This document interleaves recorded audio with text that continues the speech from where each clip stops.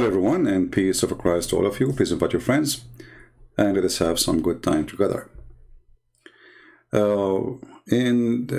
This session here, we are going to answer some Muslim questions. At the same time, actually, I'm not doing it for the Muslims because the Muslims, they knew the answers and they keep repeating the same thing. Not because they are asking, but because they don't have anything except repeating. So I'm answering the questions for the Christians, even though supposedly the Muslim is the one saying the questions. But before we start with the question, let us review some previous comments. Lawless said, the reason why the Sheikh don't call you, because you insult them before they even hear of you. And I said, good point, brother. So I should say to the stupid, you are smart, to lead him to accept to debate me and prove me wrong. And then he will prove me wrong what? He will prove me wrong when I said to him, you are smart. Yeah, okay. I mean, Islam is based on insult. All of Islam is based on insult. You call us kuffar, najis, filthy, worse than animals. And then when we say to you, stupid, this is why they don't call me? Okay, no problem. You call me or not, still you cannot refute me, and people leave Islam. And this is the result, actually. If you think you can refute me and then you don't call, and then people leave Islam, that's when you are helping me to make people leave Islam. Shame on you. Now, before we start again, there's somebody says, why you Christian use the word shalom in Hebrew? First of all, shalom is not really Hebrew. This is coming from the Aramaic, and all the languages in the Middle East are born of the Aramaic, and it's a word mean peace. You don't have to say shalom, say a different word. Like I just said, peace of Christ with you. So sometimes people, they say, I don't know, say silly stuff. Just use your brain. Why they use shalom? Because we believe in the Bible, and the Bible used that word as a word mean peace. So the excuse you are giving me is a false excuse, because there's nobody in the world insult believing people from the other belief as much as Muslims do. But because in my case you don't dare to debate me, then you make an excuse to not to appear. Another question. We start with a comment and then we go to the other comment, which is the question supposedly. This Abdul saying, this man is misleading people too much, but why you don't face-to-face debate with scholars? I mean, we are on the internet, this is face-to-face. Are we doing bomb-to-bomb? Another excuse not to come and debate me. All those is nothing but excuses. If I am a person who have blue eyes, blonde hair, I don't speak Arabic, I'm not an Arab, I have no idea about Islam, you will be fighting over debating me. But because it's me who I am, you make all kind of excuses. All of you want to debate me only face-to-face. All of you. But what his name, apostate prophet, you are willing to ambush him. You tell him that I will not be there, and then you come, You ambush me. Who want to ambush me? Oh, because this guy is Turkish, you don't speak Arabic, so we can say to him, you do not know Arabic, and you can make a mockery, but you cannot make a mockery with me. You have no place there. So this is a face-to-face argument, is a stupid argument, because first of all, I am in the internet. Secondly, you are here answering me, not face-to-face. Still, you can answer. You yourself, are you in my house now? Why I need to go to you and you come to me? What does that mean? Please invite your friends. Not many people, they are, notified that we are going to be live on air. Soon we will see this video, but let us see more comment. This guy, as usual, Muslim, they post for us what it's called contradiction. I find it very astonishing that the Muslims are so much interested in, they knew about contradiction in the Bible, but they don't see contradiction in the Quran. And this is a clear one of them. Clear, it's a clear contradiction in the Bible. How old was this person, when he became a king in Jerusalem, he was 18 or 8. I mean, you know, stupidity is amazing. My friend, the crown prince of Saudi Arabia soon is going to be announced as a king. But the real king still will be his father, because his father is still alive. So is he a king really? No, the king will be still his father. So if you are a child and you became a king, let us say your father, he announced you to be the king, but everybody knows that this kid is not the one who's ruling, is his father who is still the king. Or it can be that a person who became a king, but he is so young, which means he is a king by name, but the authority was given to him when he is 18. So it's a very stupid argument. They are not worried about Allah. He do not remember which one he created first, the stars or the mountains. A huge contradiction. Here, this is a history written by the rabbis. You see, we Christian, we don't believe that God, he wrote that all the books of the Bible by his hand. This is history. This is here a statement of history. And those numbers make no different from, let us say for the sake of argument, let us say they are wrong. And it's not God talking, you are an idiot. But they are not even wrong. But when you are silly and you are desperate, you try to find a contradiction. For you, it's a contradiction. For us, we are laughing at you. Now, the challenge is, who can call me and prove that my contradiction, which I claim to the Quran, is a lie? And then you laugh at me. Can you? I will be happy to see you doing that. Let us go to the other Abdul. We will take them one by one. The same Abdul, he said, God never sleep. God never sleep. First of all, yes, God never sleep. Who said that God is sleep? We don't say that. So when you say that Jesus was asleep, still, if you read the whole chapter there, you will see that Jesus, when he is sleeping, still he controlled the storm. So what does sleep of Jesus mean? Jesus is closing his eyes, still he is controlling the nature. Can your prophet control anything? Can your God control anything? And that story, you will see that Jesus, even he walked in the water. So look at the Abdul. They notice that Jesus, he is in the boat and supposedly he is asleep. And, you know, he's making fun, says he is in the pillow. We will talk about the pillows after. But he will not tell you that the one who is asleep, he controlled the storm and he walked in the water. How come you did not see that and you did not quote that for us? Can you explain to us that Jesus is not God, but yet he can walk in water and control nature? You know, I'm going with you. So here you see the hypocrisy and the stupidity and the double standard and copy, cut. They don't copy the whole thing, cut and then paste. Now, as long you are talking about pillow, your God Allah, he sat on the chair. Is he sitting because he is tired? God never get tired. And do he have a pillow on the chair, or his bum is so big and he is so comfortable with his bum to the point he do not need a pillow? Now you will tell me, oh, Allah, he sit in the chair, but we do not know how. Who care? He is in the top of the chair. Are you saying to me he is standing? Is he sitting or not? You don't even dare to discuss it. Here you see another again, how the argument go low, and all the target is to make a mockery of Jesus. You see, the Muslim, they keep saying that we Muslims, we love Jesus, we respect him, but I never saw a Muslim, he don't make a mockery of Jesus, because this is nothing but a mockery. And the mockery does not make sense, because if God don't sleep, how come your God Allah never wake up? Prove to me that Allah is not even dead, which means he does not exist. There's no proof. There's no proof.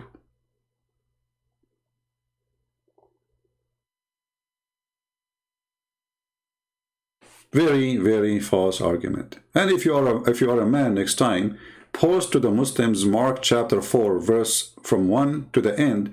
Let everybody see how amazing Christ is. But you don't dare, my friend, to post the whole chapter, because that will show everybody that Jesus, the one you are making fun of, is amazing.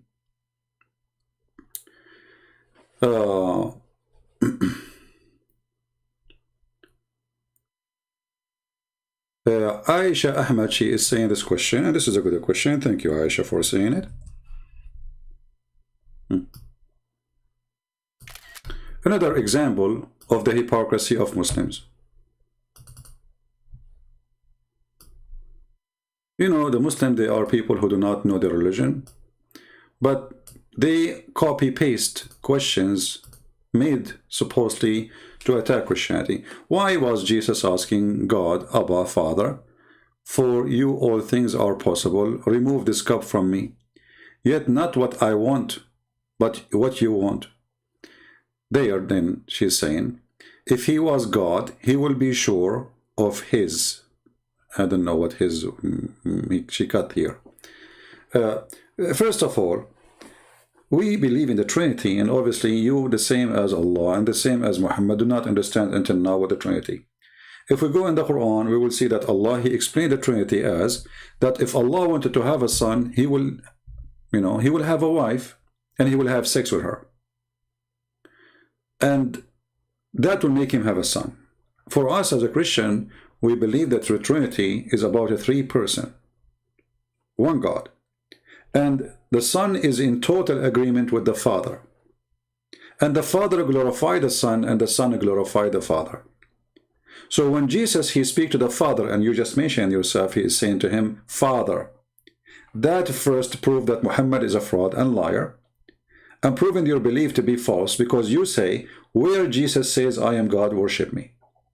So when Jesus, he called God Father, he is saying what? He is saying, I am his son. And Jesus said and made it clear, I am from above and you are from below. I am not of this world and you are of this world. So Jesus confirmed that he belonged to heaven. He is not from this earth. He is not from this world. He is from above. In the same time, the Messiah and the Father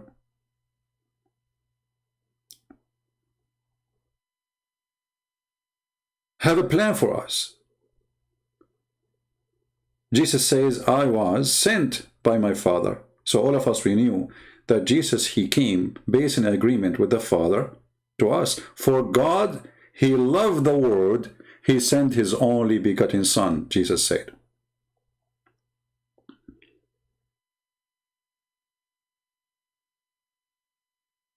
So Jesus is not in favor of what the Jews were going to do to him or what the Roman. Nobody liked to go in the cross. But yet, the Messiah, he is not going to oppose it, even though he knew what they will do, because he can see the future. So he said to the Father, you know, it's not really my favorite thing. And this is a proof the lie when the Muslims, they say, how come and what kind of God he sacrificed himself to himself to forgive you? Here you notice that it is not somebody sacrificing to somebody, which is God sacrificing to God. It is God, he loved the world, he sent his only begotten Son to save us. The purpose is not to be sacrificed, the purpose is to save you. And if you are going to kill his Son, still he is willing to save you. And the Messiah, he knew what they will do, and this is why Jesus, he said to them, he said even to his disciple, who is going to betray him, who is going to deliver him, who is going to deny him, and even he mentioned to them the timing. It's like he is seeing the event before it's happened word by word. Even he told Peter what he would do. He told every one of them what he would do exactly. And they did exactly as he said. So if Jesus wanted to run and save himself from this cup, he just can't run. And Jesus himself, he said, nobody can take me, but I lay down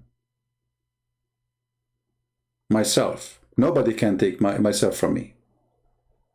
Here you see that the will of the Son is in total agreement with the will of the Father. Very simple. God, he know the future. Well, this is a good word. God, he knew the future. But are you saying that Jesus, he knew the future of the Father? There's no future. That is for you. This is God the Son speaking to God the Father. This is for you, not for him. He knew your future. What a future he have? There's no yesterday, there's no tomorrow. Time mean nothing. So the Son is speaking to the Father, and this is not about knowing the future.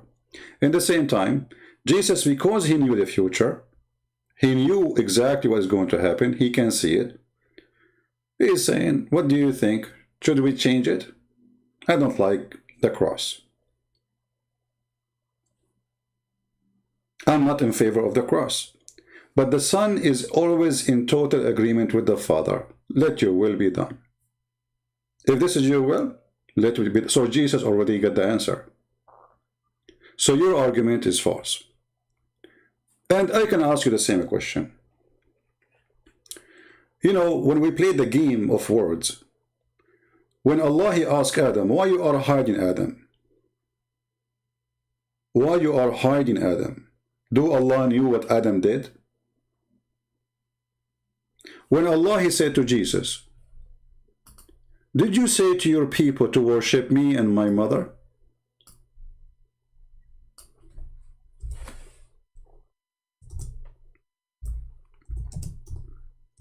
Do Allah knew that, excuse me, that Jesus did not say that, or he said?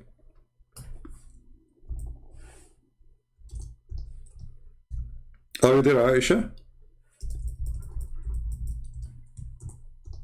You know, I'm going just to use your, your logic. When Allah he says to Jesus, did you say to the people you worship me and my mother? Do Allah he knew that Jesus did not say that or not? I'm waiting for you. Now let me put the verse for you in the screen.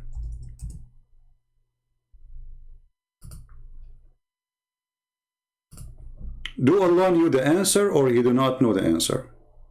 So why is asking the question? If he knew the answer and he knew what Jesus will say, then the question does not make any sense. You see, I'm going with you. This is what you said to me. If Jesus knew that what the Father he want, then why he's asking the question? This is your God asking a question to Jesus.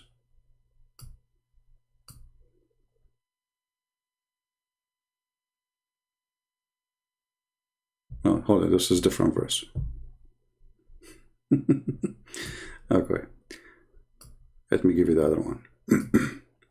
Actually, we are still there. I mean, it's just a few verses here. And you see, the Muslim, they said in the day of resurrection. The fact doesn't say anything in the Quran about that. إِذْ قَالَ اللَّهُ يَا Isa. This is in the past, not in the future. إِذْ قَالَ, past. And إِذ is a reminder of when he said that. Why Allah will ask the question to Isa, regardless if it's in the past or in the future, we're not making a difference anyway.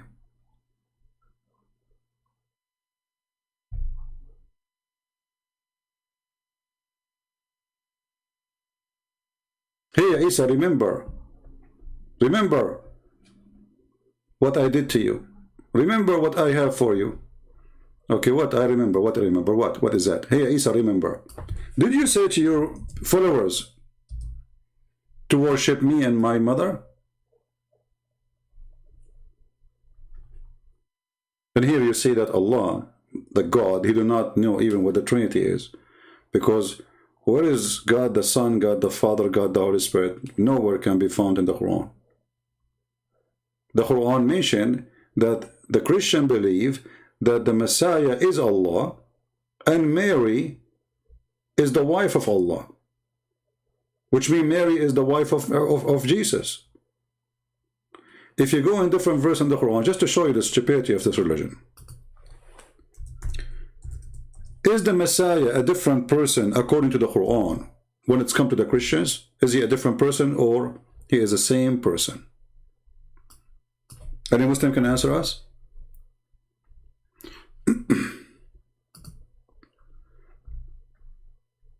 Do we have any Muslim can answer us? Is the Messiah is the same as Allah according to the Christians? Or he is second person after Allah? The Quran says that the Messiah is Allah. Surely disbelieve those who they say that the Messiah is Allah. Okay. Well, if the Messiah is Allah, and this is what the Christian they say, well then how the Messiah is the son of his mother? And his mother is the wife of Allah.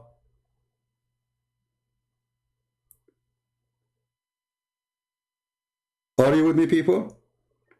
Do you see how Muhammad is very confused? He do not know. Muhammad do not know anything about Christianity, obviously. He believed that the Christian believe that Allah is the Messiah. We don't believe that the Messiah is the Father. That's false. Not a single Christian believe that the Messiah is the Father. We don't.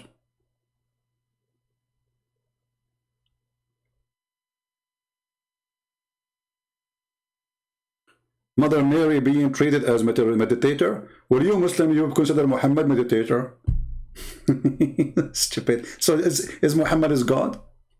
I mean, those Muslims, they don't know. You see, sometimes I feel like a Muslim when trying to answer me. It's like somebody standing in front of the door of my room and he's taking off all his shoes he have in the closet to throw at me. And then I take his shoes and sell it in the eBay. Do you want to throw more shoes? Is it you Muslim believe that Muhammad is the only mediator between you and the God? So based on you, if the Christian they believe, or some Christian believe that Mary, she can pray to God for their sake, that make her God. Well, you do that to Muhammad. So that means Muhammad is God.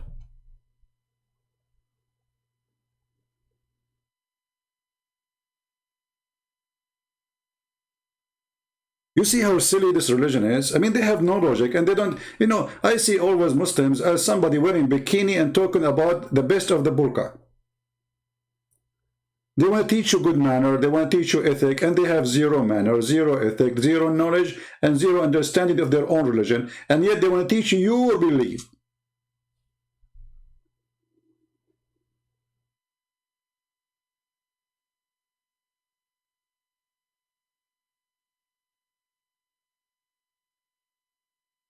This is the truth. We pray directly to Allah? No, you don't. Let me get you busted. Here we go. Guys, we pray directly to Allah.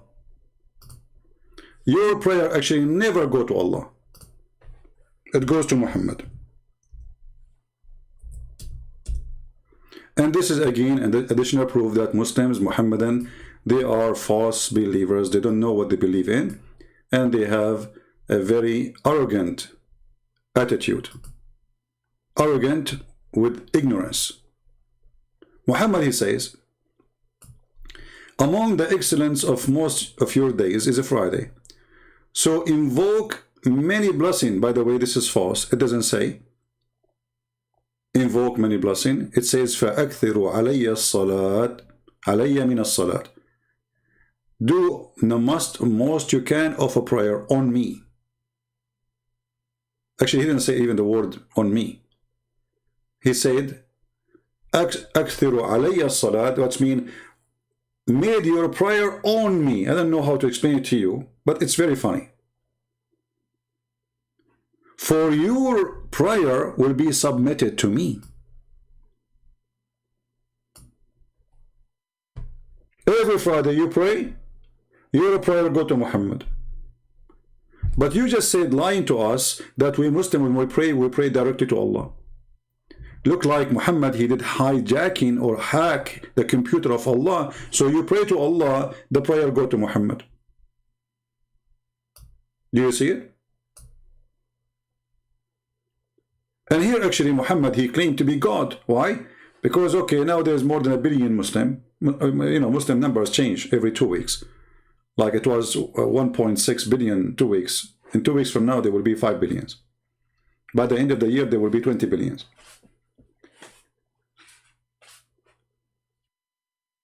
So when Muhammad, he says, your prayer on me every Friday, make more of it. And then he says, it's going to be submitted to me. And then the Muslim, they said to him, but you will be dead. He said, oh, Allah, he forbid the earth from consuming our bodies. So look at this. You Muslim pray for a dead body, mummy, the mummy Muhammad. Your prayer go to the mummy. Do you know the mummy?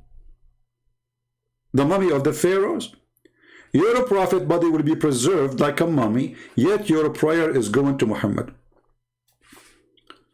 We pray to Allah for Muhammad. That is if we make it more horrible. Hold on, guys. Look at this. Just to show you again that Muhammad, he cannot be a prophet.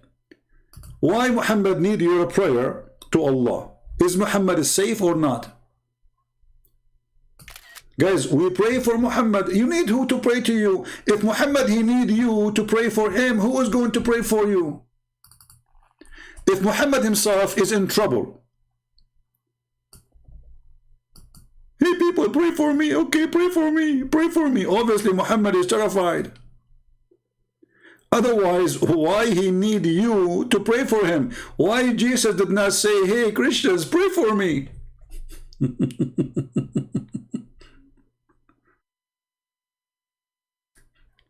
He is the prophet. He is the most favorite person for Allah, and yet he need you to pray for him? It should be the opposite. In the top of that, there is a person who made a comment. Let me see if I can find it.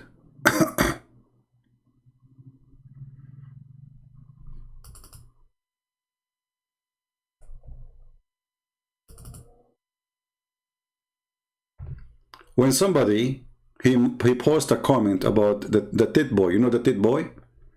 I don't know if you know who is the tit boy. The titty boys. The titty boy, sorry. The titty boy is Muhammad Hijab.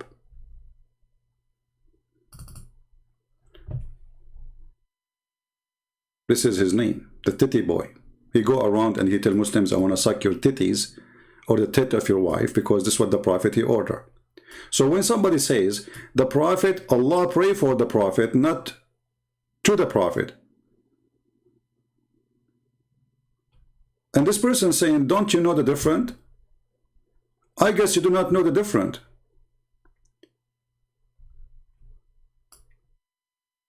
Omar Khan, he said, I guess you do not know the difference between praying for and praying to.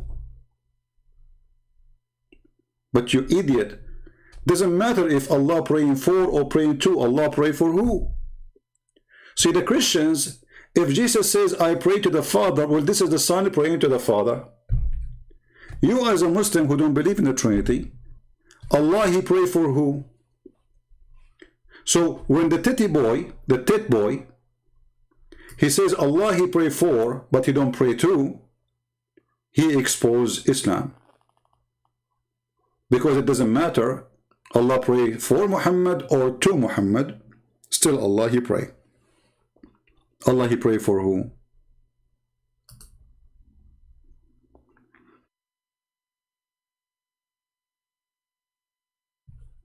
Very, very weird people. And they have no idea what to say. And they are so desperate. And here we go, Muhammad the mummy is dead, and yet Allah will transform all your prayer to him. Why? What that will do to Muhammad? What does have to? The guy is dead. What the point? And is it like an object to deliver it to him? And is Muhammad claiming here that he is dead but he can see it? Is that what he is saying? Is Muhammad claiming that he is dead but still he can hear and he can see? That is even more okay, Aisha, this is make it more horrible, just to show you guys how poor those Muslims are. Look at this poor Aisha. Not only she got married when she is 6 years old. Look at this explanation. This is what they told her. Don't blame her. Allah sending his mercy on the Prophet. Why? Are you saying Muhammad he need the mercy of Allah because he is not sure he will go to heaven? All of you Muslims gather together asking Allah to send mercy on Muhammad. Why? Is Muhammad being afraid now in the hell? And isn't it, this is against the teaching of Islam that Allah will not forgive you unless you repent before you die? So after you die, doesn't matter how many people pray for you. What is this about? And in the same time, when you say Allah sending mercy to the Prophet, why Allah did not use the word mercy? The Arabic word says, Allahu wa malaikatahu yusalluna ala nabi. Allah and his angels, they are praying on the Prophet, not sending mercy. And based on what you said, if Allah sending mercy on Muhammad, how the angels and Allah do the same? Can angels do supply mercy the same as Allah? That means angels and Allah are the same rank. Chapter 33, verse number 36, and this is your false translation. Allah sent salat. Anyone knows, ask any Muslim what salat mean, he will say salat mean prayer. Suddenly in the between two bracket, Allah, he sent grace, honor, blessing, mercy, etc. What is this? Allah is dumping everything in the shelf he have on Muhammad. Why? So Allah have nothing to do, the one who created the whole universe, except a mosquito. Her name is Muhammad, and he will spend his day spraying on Muhammad.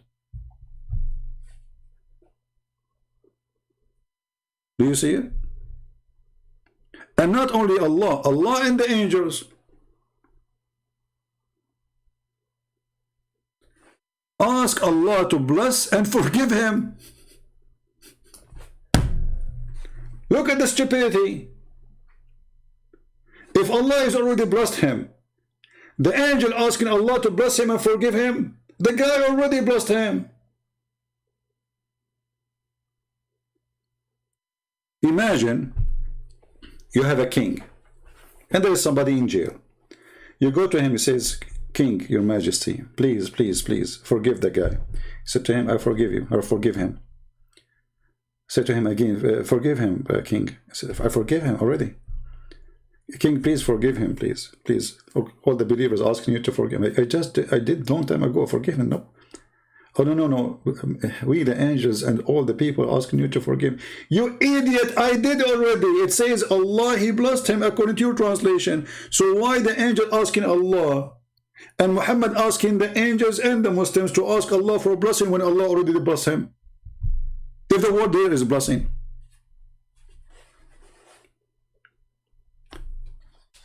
Do you understand, people? If Allah already blessed him,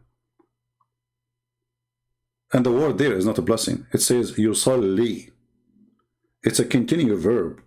Muhammad here, he made himself the center of the universe. He's God. Allah himself now is doing the act of worship. If you ask any Muslim what salah, he will say to you is an act of worship. This is what the word salat means. The word blessing have nothing to do with the word salat. Very basic Arabic. Yusalli mean he pray. Blessing mean you barik. There's no connection between them. Totally far both words in meaning, in pronouncing, in writing. So how the word salah suddenly became or become blessing? Same time, if Allah blessed him already, why this God saying he's asking the Muslims, ask me to bless him? People read this madness, read this stupidity. Allah sent the blessing. Okay, who is the one who's talking there? Who is the Muslim? Want to help me? Who is the one who's talking there? I challenge any Muslim to tell me who is the one says Allah send his salah.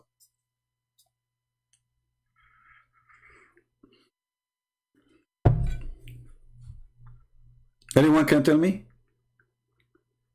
Isn't it obvious this cannot be the book of God? Because if Allah talking, how Allah he says that Allah sent his blessing?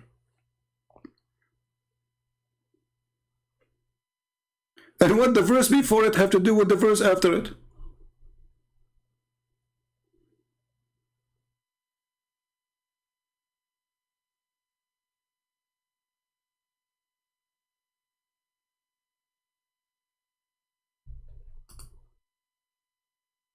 We were talking about the wives, and now he's Allah saying, and Allah Okay, who's the one who's talking? If Allah is talking, he will not say Allah send the blessing, as the translation is saying. This is somebody talking there, somebody saying Allah, he do this. Who's talking, Muslims?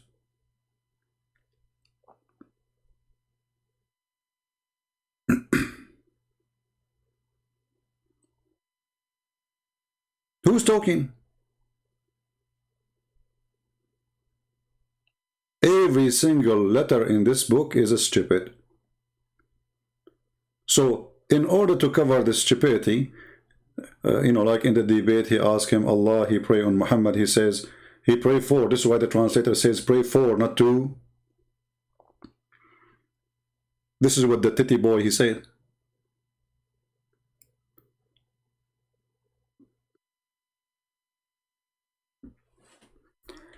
Let us go to other question.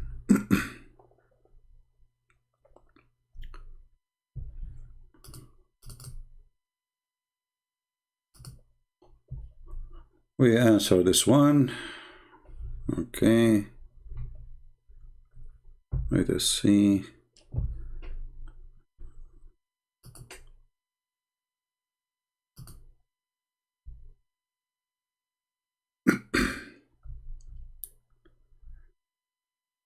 We want to go to the one where it says, he said that Jesus could not save himself.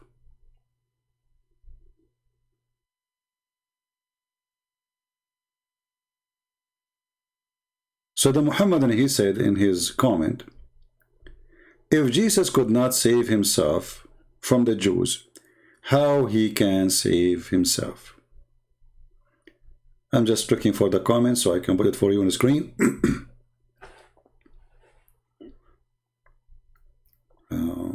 Give me a second.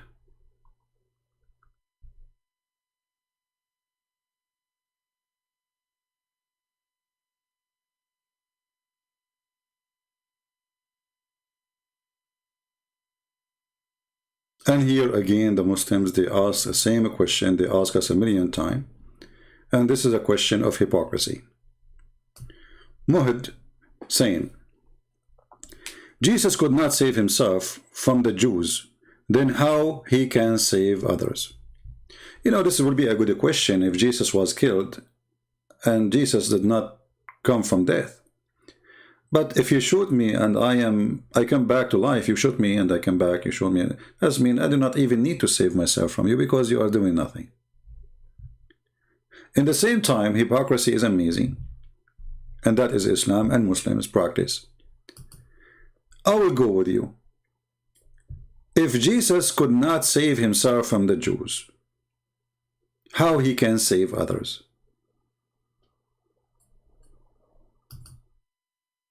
But do you know that Muhammad, he was killed by the Jews?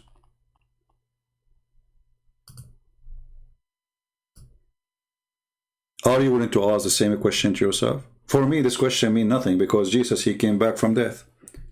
And he saved the Jews, and he forgave the Jews, and many of them, they became followers of him. This is what Jesus said. So Jesus' mission was not a failure. It was a total success. For he's alive. He's in heaven. He forgive even those who crucify him, which means he proved to us that he is not hypocrite. Who say, oh, whoever do this to you, forgive him. He forgave them. He was the first to forgive even those who they killed him. So killing Jesus, they killed the flesh, but they could not kill God. Nobody can kill God. And that proved that Jesus is he who claimed to be. If Jesus went to death and he never come back, that means he is the same as you and me. And when he said, you can destroy this temple and I can build it in 3 days, that was a false statement. But Jesus, he kept his promise. The same as when they told him about Lazarus, that he is sick. He said, he will die.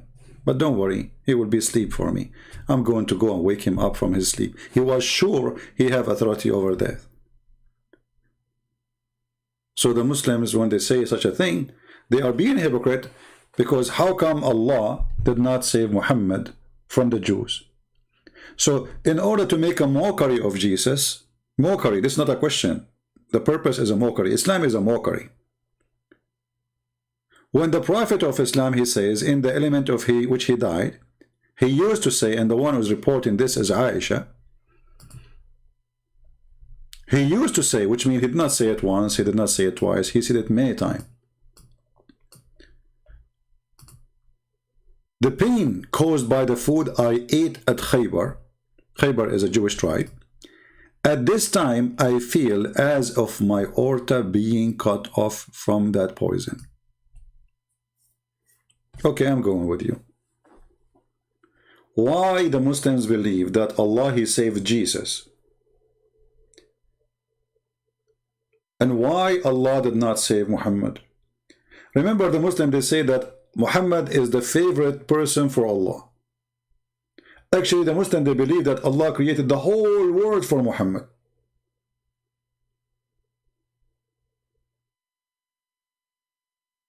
Yet the Muslims, they believe that a woman, she went to Home Depot, she bought some poison. She went to the shelf in Home Depot, she looked for poison for rats, the most aggressive one. She put it for him in the food, and Muhammad, he died by poison of rats.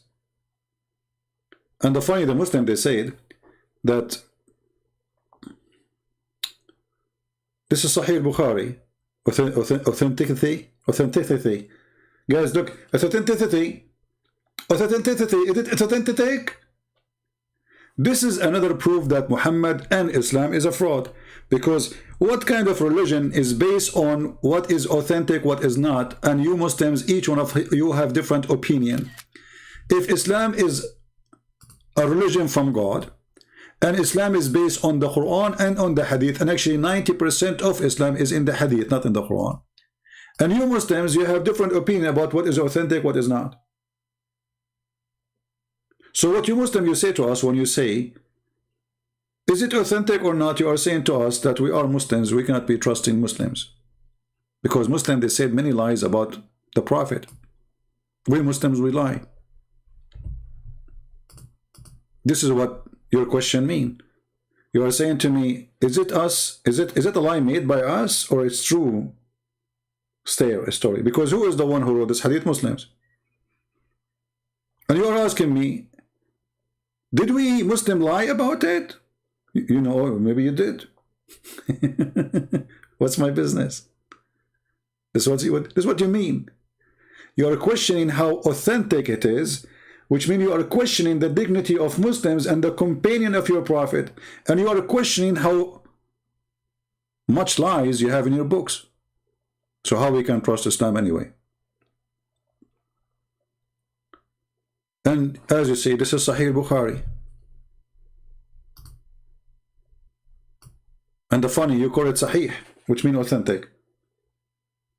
So you call the book Sahih, which means the authentic of Al-Bukhari. Brother, it's not authentic. It's the name of the book is the authentic of Al-Bukhari. Brother, is this hadith authentic?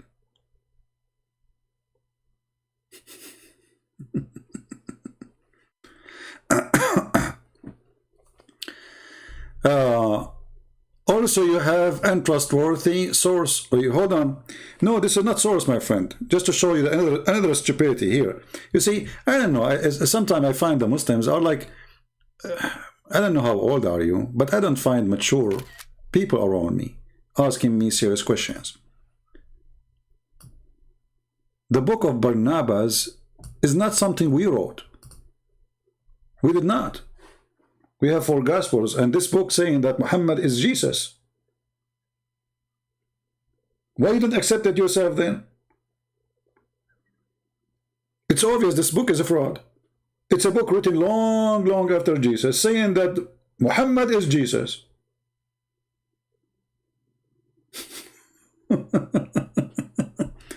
And the funny is, the Muslims, they keep mentioning such a book, but they themselves, they will not accept it. You accept, why you don't accept it then? This is not a source for us. You see, if we accept it and then we deny accepting it, then you can say, oh, you have the same problem. But this is Sahih Bukhari and you accept it. You are the one who wrote the book as a source for Islam. It's not us. We don't have Barnabas in my shelf as a Bible. We don't. So you collect al-Bukhari, you praise al-Bukhari, you approve al-Bukhari, you worship al-Bukhari, and then when al-Bukhari say poo-poo, you say we don't accept al-Bukhari. This book is not approved by us, and we don't accept it, and we never accept it. It's accepted by nobody. Even historians, they say this is a stupid book. Cannot be anything trustworthy.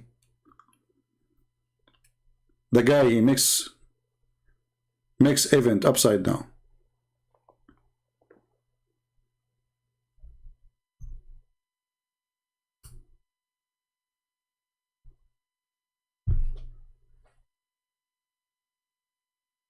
Because they are desperately trying to fight Jesus.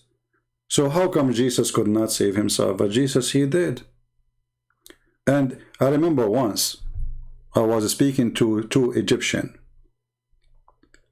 One is older, the other one is younger, and we were eating together. And you know, those Egyptian Muslims, they could not take it to see somebody is a Christian, an Arab Christian. So the younger one, he said, you know, I want to ask you a question about Jesus. The other guy, he said to him, don't go there. The older guy, he told him, don't go there. And there is a reason he said that to him. The guy, he insists. He said, no, this is just a question, friendly question, you know. So I said, okay, it's okay. Go ahead, go ahead. So he said to me, well, if Jesus is the Son of God, how come his father did not save him? And he sounds so happy to ask me the question. It looked like he made a victory. And he was accepting me to go under the table and try to make all the excuses to change the topic. So what the question? Well, if Jesus is the son of his father and his father is God, how come his father did not save him? I said, this is a really good question. You know what? I never thought about it. Thank you. And he gets so excited more. You know, you should see how happy his face. I said, but do you know what? Based on what you say, Jesus must be God according to Islam. Because his father in Islam, he saved him. The older guy, he knocked him in the foot again. And he said to him, see, answer him. The other Muslim, he said to the other Muslim, I told you don't go there. Go ahead, answer him. And then the Abdul, he starts saying, yeah, but you know, in Islam, we don't believe he's... I said, no, this is not about in Islam or not. This is about your logic. You just said, if Jesus is the son of his father and his father is God, then his father should save him. So if in Christianity, the father did not save him, so obviously he cannot be a father for him in Christianity, but he is father for him in Islam. In the speed of light, he said, this food tastes so good. And yeah. Right. Some Christians accepted. That's a lie. None of the Christians accept that. You are a liar like your prophet. You are a fraud like your prophet. Even your stupid Quran say to the Christians, I believe in what is between your hands. Even your stupid Muhammad, he said that. So stop lying.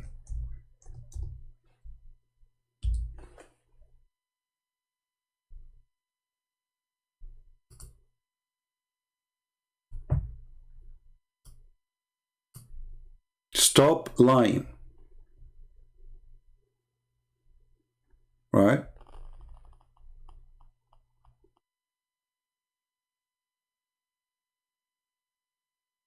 Jesus was quoting a prophecy about him that they will cut his, they will divide his clothes. So when Jesus, he said, Ili, Ili, lima shabaktani, this is a quotation from the Old Testament, and you are again ignorant. They repeat the same questions. They are boring people. And I assure you that this person, he heard the answer 1,000 times before, and they will say the same questions.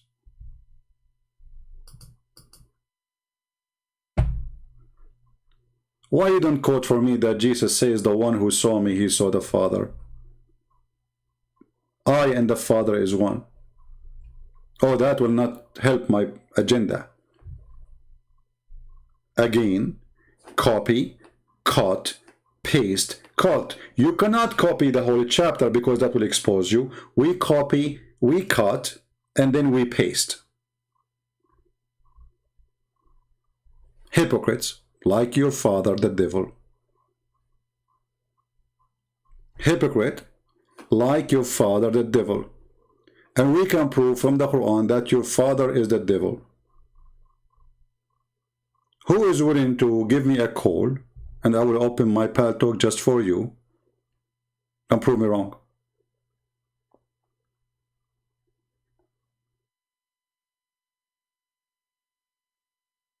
All your argument trying to put Jesus down will not be successful. Guess what? Even in your stupid religion, Jesus is coming back. So when you say, how come Jesus could not save himself, you are going against your own stupid Muhammad. For Muhammad, he says, I swear by Allah who hold my soul that Jesus is almost coming down. Where? Coming down. Down. He is above. This is where Jesus is. Where is your Muhammad now?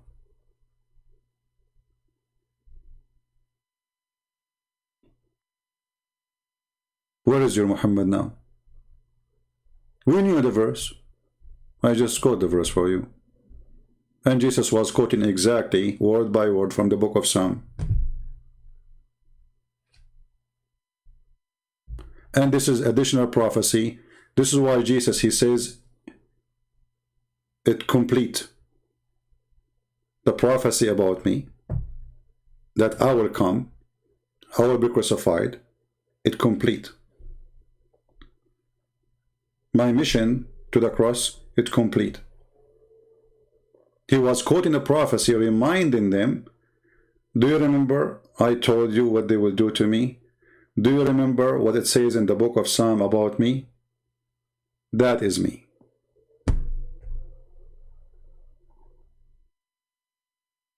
In the same time, I'm waiting for the Muslim to answer the question.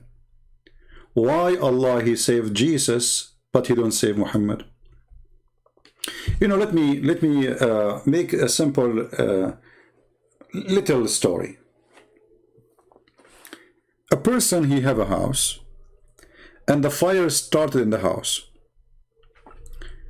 And I want people to help me. What is the first thing you grab from the house?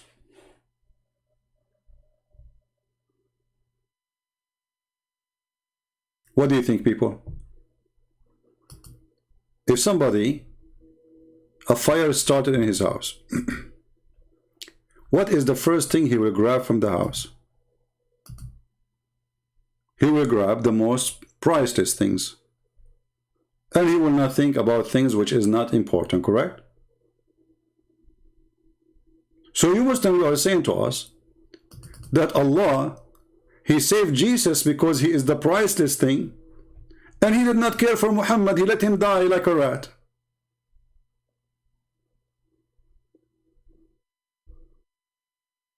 And the proof in front of you.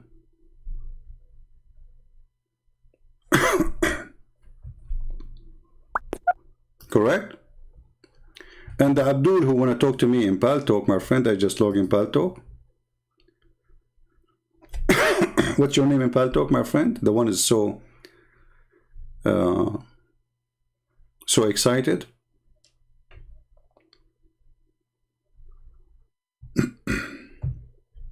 Text me in Pal Talk.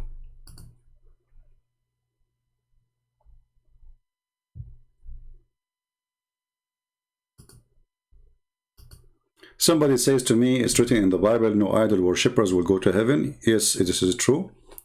And if somebody pray in front of an statues, he is doing wrong. But as long as he is not worshipping the statues, he is not worshipping the statues. He's doing wrong. So don't be stupid. So where is the guy who said,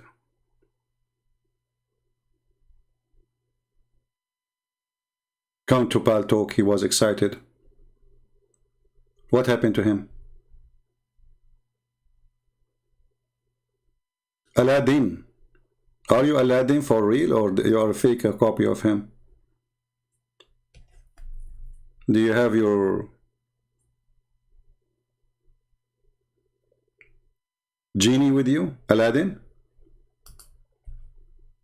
I'm waiting for you. Here we go. I log in Palto. Where is you? Where are you, Aladdin?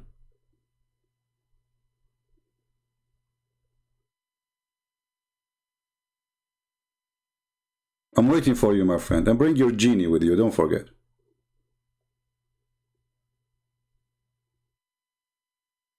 Macho Man 21. Okay, hold on. Let me look for you. He says he cannot PM me in. All right.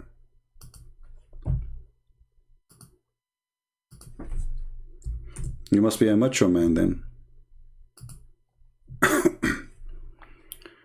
Okay, I see your name now. Here we go.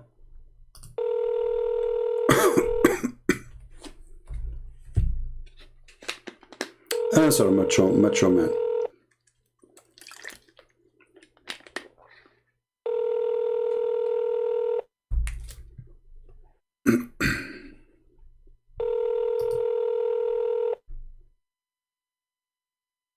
Hello?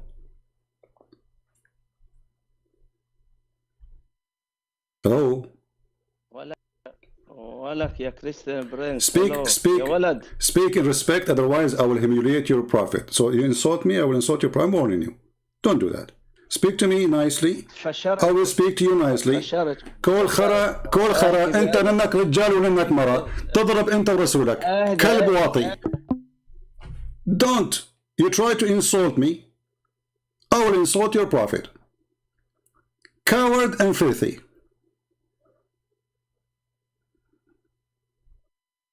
You don't understand. فشرت. You say that to me, you potato. So I'm going to call you again.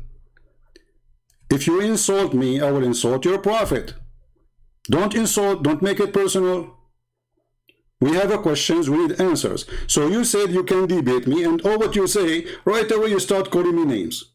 Why? Because you are a coward and you are trying to force me to hang up on you. I will call you again. I will give you an opportunity. Either you are calling to debate and speak nicely and show everybody that you are a smart person, or you are a coward. You are forcing me to insult your prophet. If you respect your prophet, you will not start in such a way. Let me call you again. Don't disturb mood. He is in don't disturb mode. Coward.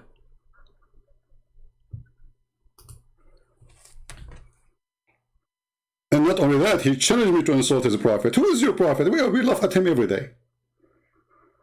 I mean, look at this guy.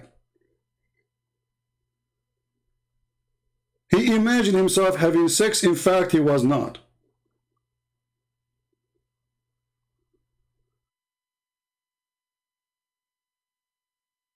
Even his sex was a fiction. And look, they speak to you as they are superior. فشرت. Potato. You just brought an insult to your God, Muhammad, for no reason. Let us debate. Let me call him again. Actually, you know what? Honestly, we like to have a Muslim who can defend Islam.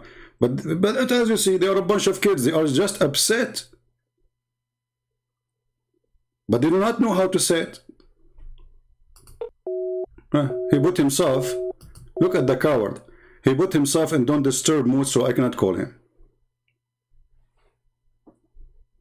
So what happened to the one who was excited? Call me and I will show you. So you want me to call you just so you can call me names? They call me names. I'm not a prophet.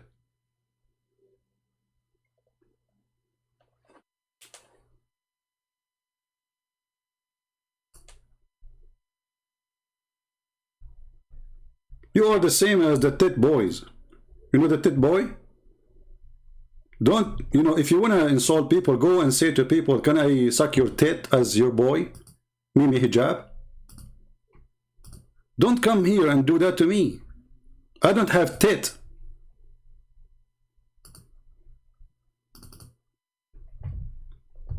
Sucking tit, prophet, is not my prophet. This is your religion, and this is what you Muslims do to each other. You go around and you say to each other, can I suck your wife tit? And if you don't believe me, this is your tit boy in the screen. When one day I said to a Muslim women, suckle me, I was quoting the Prophet, they said to me, Christian Prince, sexual predator. But Muslims saying that all around, can I suck your wife tit to make her haram? This is Muslim asking a Muslim, Mimi, the tit boy, asking a sheikh, can I suck your wife tit?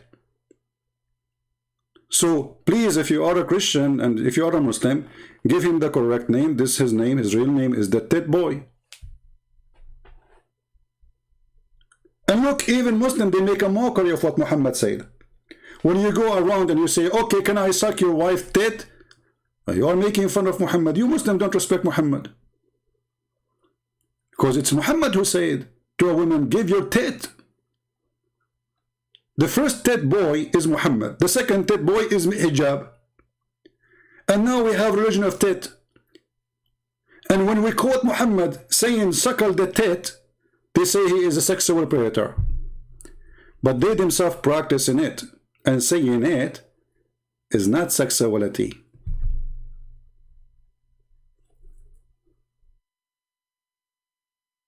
So if you want to be the tit boy, the one who do mockery with me, that will not work. The guy, he hang up on me 7 times in less than 7 minutes. This Mimi hijab, the coward. And he scream at me after he hang up on me. He don't even dare to scream at me when I am talking to him. He scream at me after he hang up. Coward. Tit boy. Can I suck your wife tit? A Muslim doing da'wah. Why you don't make a t-shirt says, can I suck your wife tit? Muslims? This is what the Prophet said.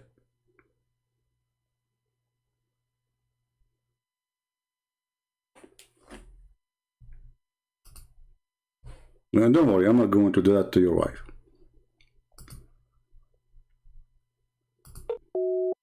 See the coward? He put himself in then disturb now. See who's the coward? Potato.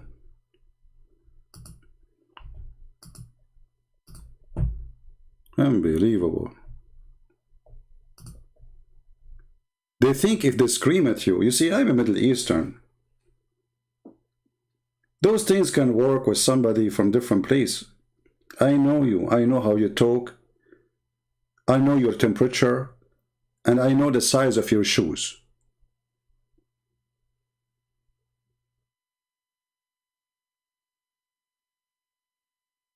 Too small. You are like a drum. You have too much noise, but inside is empty. And this is what they think they can debate you and prove you wrong by making mockery, making too much loud noise. But that will not work with me, my friend. This is a Christian Prince.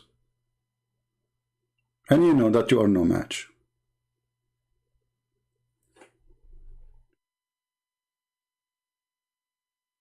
Do we have any Muslim? So here the question again to the Muslims, and I hope the Christians are learning how to answer this false cult religion. They say to you, how Jesus can save you if Jesus could not save himself? That is a false question, because Jesus is already in heaven. And nobody can have victory over Jesus. Jesus is the only one, he is victorious over death. While Muhammad is dead and he died by poison, cheap poison bought from Home Depot. And what makes it more horrible, that the one who killed him by poison is a Jewish woman. And what makes it more horrible, Muhammad, he said to her, why you did that after he got the poison? She said, well, I wanted to do this to see if you are a prophet, Allah will save you, because Allah is supposed to your God. And if you are not a prophet, you will die. So Muhammad, he failed the test. Actually, there's a Shia scholar, Sheikh. You know, all of them, they are scholars anyway. That's why they are in YouTube.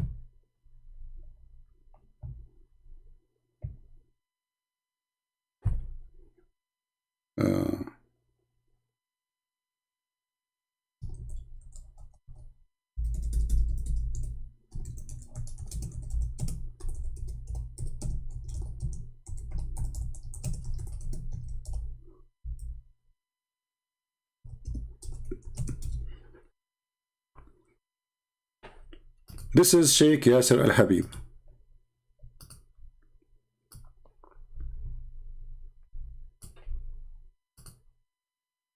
And he is going to explain to us what happened to Muhammad. Very disturbing. الله السميع العليم من الشيطان الرجيم بسم الله الرحمن الرحيم القول مني في جميع الأشياء قول آل محمد عليهم السلام. Let us skip the first 5 minutes, because in the first 5 minutes they will start praising Allah, and look at him, he look like in drugs. I mean, come on, open your eyes, man, and open your lips. What is that? Skip. Because the beginning is just pray on the Prophet, pray on his winner, pray in his cousins, pray in the winner. Okay, go to the topic. It imparts correction. Since it is next to impossible that anyone should suspect Allah's word, since He has insight into the unknown, Allah must have intended to impart the other meaning. Accordingly, the meaning of the verse is, if he died, rather he is killed. You turn upon your heels. Have you ever heard of a God? He don't know if Muhammad will die or killed? Because in Arabic it says, in mata aw qutila. Not rather, or. This is a verse made by Muhammad, because he do not know how he will die tomorrow. If Allah is God, he should know how he died. Continue. By analogy, Allah said in chapter As-Saffat, speaking of Prophet Yunus, peace be upon him, وَأَرْسَلْنَاهُ إِلَى مِئَةِ أَلْفٍ أَوْ يَزِيدُونَ. And we sent him to 100,000, or they exceeded. Oh, hold on. Guys, have you ever heard of a God? He do not know how many they are. So we send him to 100,000 or maybe more. This is God talking.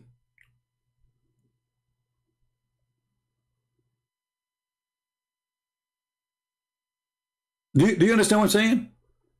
This is God talking, not me writing a story saying, okay, let us say I was in the time of Jesus and I saw like maybe 5,000 or more. Okay, this is accepted because I am a person. I'm not God. I don't know how many, you know, maybe 5,000, maybe 5,500. I don't know. But this is God saying we send him to 100,000 or maybe more. How God he makes such a mistake? You do not know.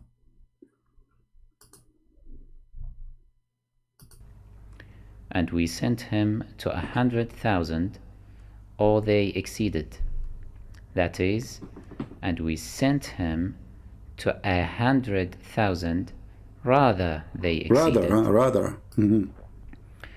In hadiths, even those reported by the Bakri sect, it is confirmed. This is Shia. They call the Muslims Sunni. They call them Bakri, which means follower of Abu Bakr. They don't follow Muhammad. The Shia, they believe the Sunni are kuffar, and the Sunni, they believe the Shia are kuffar. Good for them. But yet when you ask them how many Muslims there is, they will say 1.5 billion. How many Shia? There is 600 million. Do you accept the Shia to be Muslim? No, brother, they are not Muslims. When you talk about numbers, they count everybody as a Muslim. Even the Christian Indonesian, the Christian Egyptian, the Christian Lebanese, the Christian Syrian, the Christian Sudani, everybody is a Muslim. The total population of the country is 30 million. All of them are Muslims. But is the Shia Muslims, brother? No, brother. They are not Muslims. Is the Ahmadiyya Muslim, brother? No, brother. They are not. Is the Duruz, brother? No. Is the Sufi? No. So who's left? That the Prophet, peace be upon him, and his pure family was martyred. For example, Ahmad ibn Hanbal, At-Tabarani, and As-San'ani, among other famous scholars of the Bakri sect, reported Abdullah ibn Mas'ud, a companion to Allah's Prophet, saying, لأن أحلف تسعا أن رسول الله صلى الله عليه وآله وسلم قتل قتلا أحب إلي من أن أحلف واحدة أنه لم يقتل وذلك بأن الله جعله نبيا واتخذه شهيدا. I am willing to take an oath 9 times that the Prophet was murdered, but I am not willing to take an oath even once that he was not. This is because Allah made him a prophet and a martyr as well. How then was the Prophet murdered? And who were the perpetrators of such a heinous crime? It is from this point that the paths of the Shiites and the Bakri sect diverge.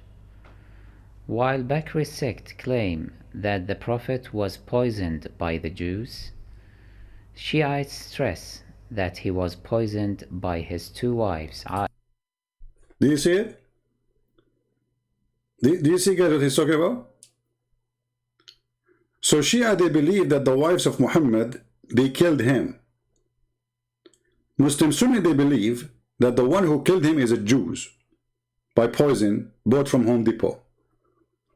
However, both opinions prove Muhammad to be false. Why? Because the Quran says that Allah marry bad women to bad men and good men to good women, vice versa.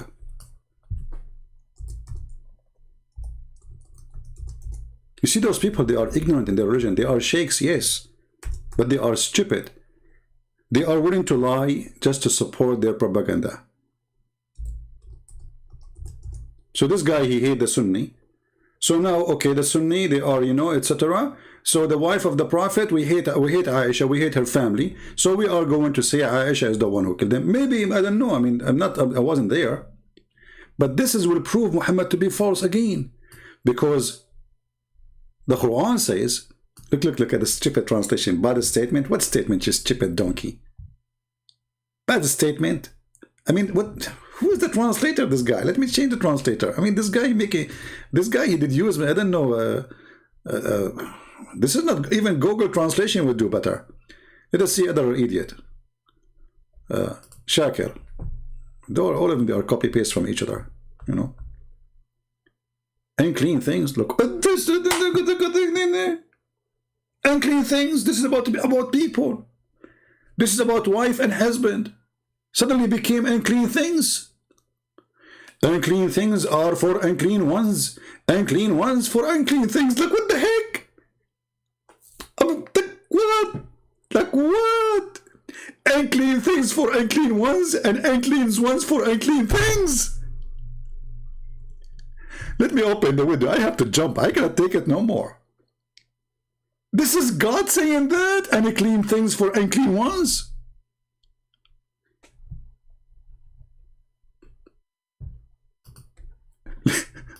Let us change the translator. Unclean things. Look what happened. Look what happened. We just changed the translator. Suddenly there's new words appearing. Veil women for veil men, and veil men for veil women, and good men for good women for good men, and good men for good women. Look, what the heck? A second ago it was unclean things for unclean ones, and unclean ones for unclean things, and unclean things for unclean one, and unclean things. And why you are repeating the same thing? We got it.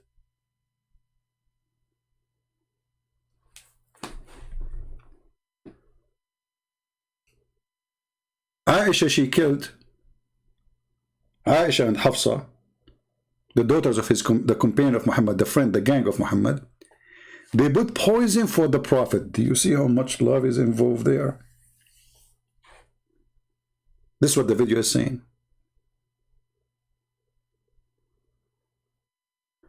There is someone who will debate me formally. What formally mean? Here we go. He can call me. What email address? And let us say, you know, I don't have time for this joke. Those are kids. Anyone want to debate me? Here we go. I have my Paltalk open. Call me and I will call you. Text me and I will call you right now. There's no need for formally and formally. I don't do this formally business. Crossfire debate. Real talk. Don't give me this garbage. Formally. No formally. No rules. Both for me and you. Say whatever you want. attack as you much, speak as much you want.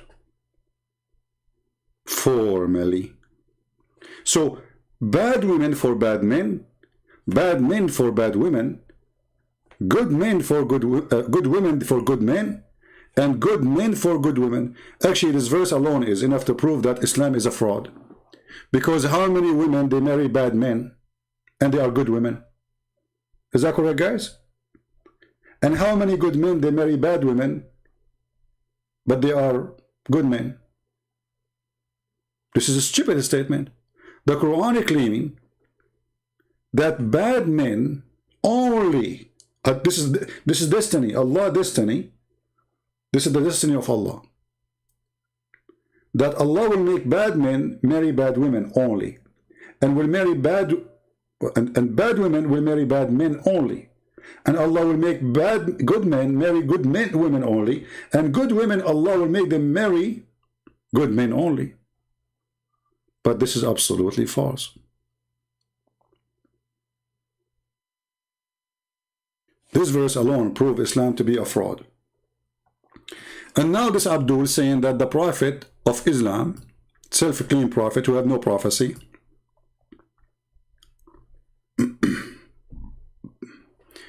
my friend, there's nothing called big Muslim YouTuber, Islam Muslim YouTuber. He's a YouTuber, he's a kid. Let him call me and that's it. No need for drama. I'm not seeking big and famous, you know, to be famous. Already people, hundreds of millions of in Indonesia, they watch my videos. So he's willing to come, let him come. There's no need for this drama. And I don't even dare to know, care to know what channel he is from, how big, how small he is. For me, it doesn't count. Like, does it make a difference really if he is famous or not? What make a difference is his answers. Correct, guys? If he is educated or not. If he is smart or not. How many subscribers? This is a joke. I can show you a channel in YouTube. A woman, she just tries skirts. She have way more than me and anyone in YouTube speak about religion. All what she do try clothing. Maybe you are a subscriber to her too. I don't know. I make a video, and look, I have 831 now because this is not the time usually I do a broadcast. But if that woman she go live, she will have like 10,000 watching. What does this have to do with our topic? So he's famous, he's not famous, still he is a stupid, he cannot refute us, and the proof I am here. Let him call me. Text me right now, I will call you right now. Right now, I don't care what's your name. I will not even ask you your name. I will not ask you what channel you are. I will not ask you if you are a sheikh or not. Just get me busted. Take it from the end. One Christian admin. There's no need for admin. This is a potato. Again, here we go. This guy, I just called this guy. He started calling me names. What admin? You want an admin to hide behind him from the boxing. Right? This is what you want. You want an admin. You know, I need somebody between me and you. Why you want that?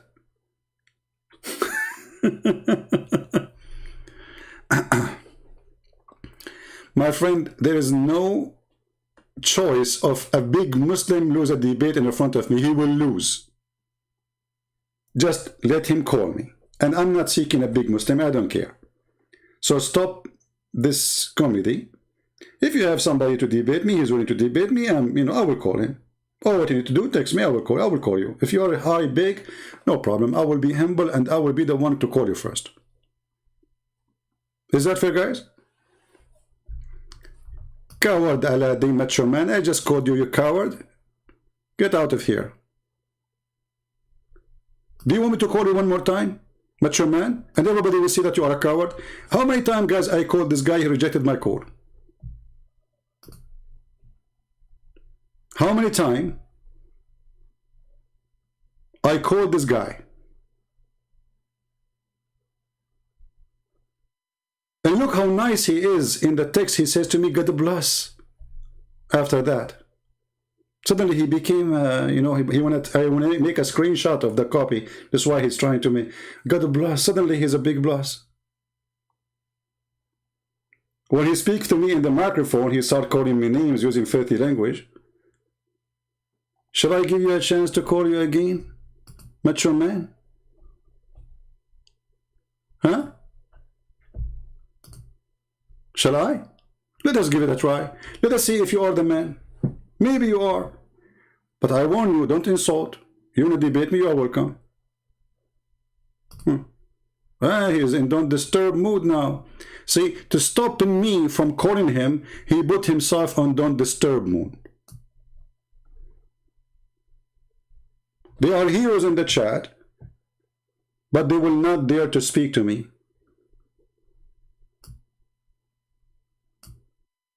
Macho man, take off your don't disturb. I want to hear your answer. You are the hero. You are going to show everybody that I have nothing to say. Brother, Christian Prince is running away from you. Don't disturb, boy.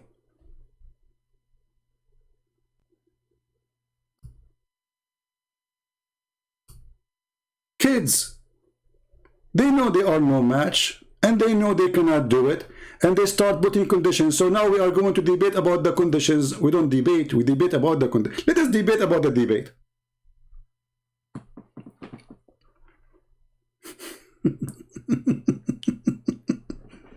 Okay, brother, now let us debate about the debate, okay?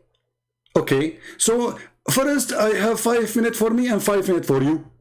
And then we need somebody between me and you, because you are too much tough in boxing, and the tit boy Muhammad Hijab is not with me because he's good in boxing. Bring the tit boy with you. I challenge you to invite the tit boy with you, not only alone. Why you want to come alone anyway?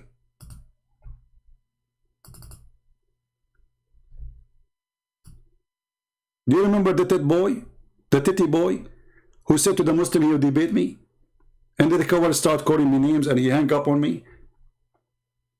Titty boy. And instead of going around to say to Muslims, I want to suck your tit, why, your wife tit, what about you call me and get busy with something better?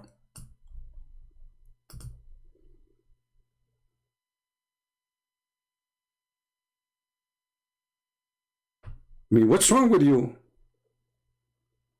What kind of religion? The follower of this religion, they go around and they say to the sheikh, this guy is talking to a sheikh. Okay, can I suck your wife tit to make her haram?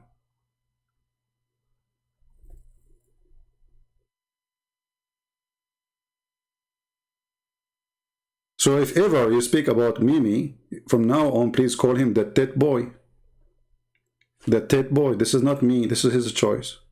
And the funny, when I say to a Muslim woman who speak filthy about Jesus, she is the one who said, she said that Jesus did that to his mother. So I said to her, in fact, it's your prophet who said to a woman to give her breast to a strange man and said to her, suckle me. So I said to her, suckle me. And Titi, the tit boy, he says, Christian sex away brother. Christian prince sex away brother. See the coward, see the hypocrisy? Now, let us not to waste our time. Do we have any Muslim want to say something good for us? If you are a Muslim, you want to speak nicely, you want to debate us, you are more than welcome. If you are rude, you want to insult, I warn you, I will insult your prophet. I'm not politically correct. In no way, in no mean. I don't care if I hurt your feeling or not, because simply, you as a Muslim, you insult people every day. Islam is an insult to all mankind. You call us pigs, you call us monkeys, you call us kuffar, you call us dirty, you call us filthy, you call us unclean, you call us the worst of worse than animals. So when you talk to us as a Christian, never spoke to us as a superior. Muslims are the KKK. They think they are the white supremacist upon the world. So they want to speak to you from above. Don't try that with me. Right?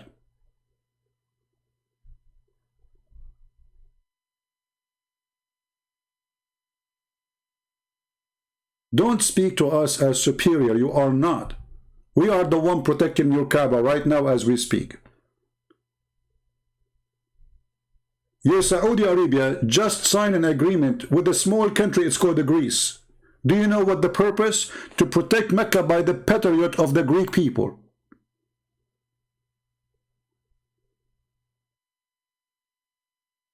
You are renting the weapon of the Greek people to protect Mecca.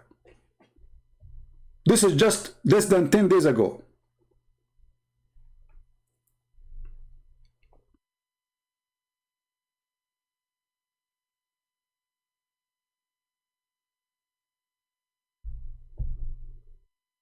So do we have any Muslim want to do something? So this sheikh who is saying that the wives of Muhammad, they killed him, he proved again that the Quran is a fraud. Because regardless who killed him, it's a proof that Muhammad is not a prophet of God. Why? He will explain to you. He will tell you that the women who did put the poison for Muhammad,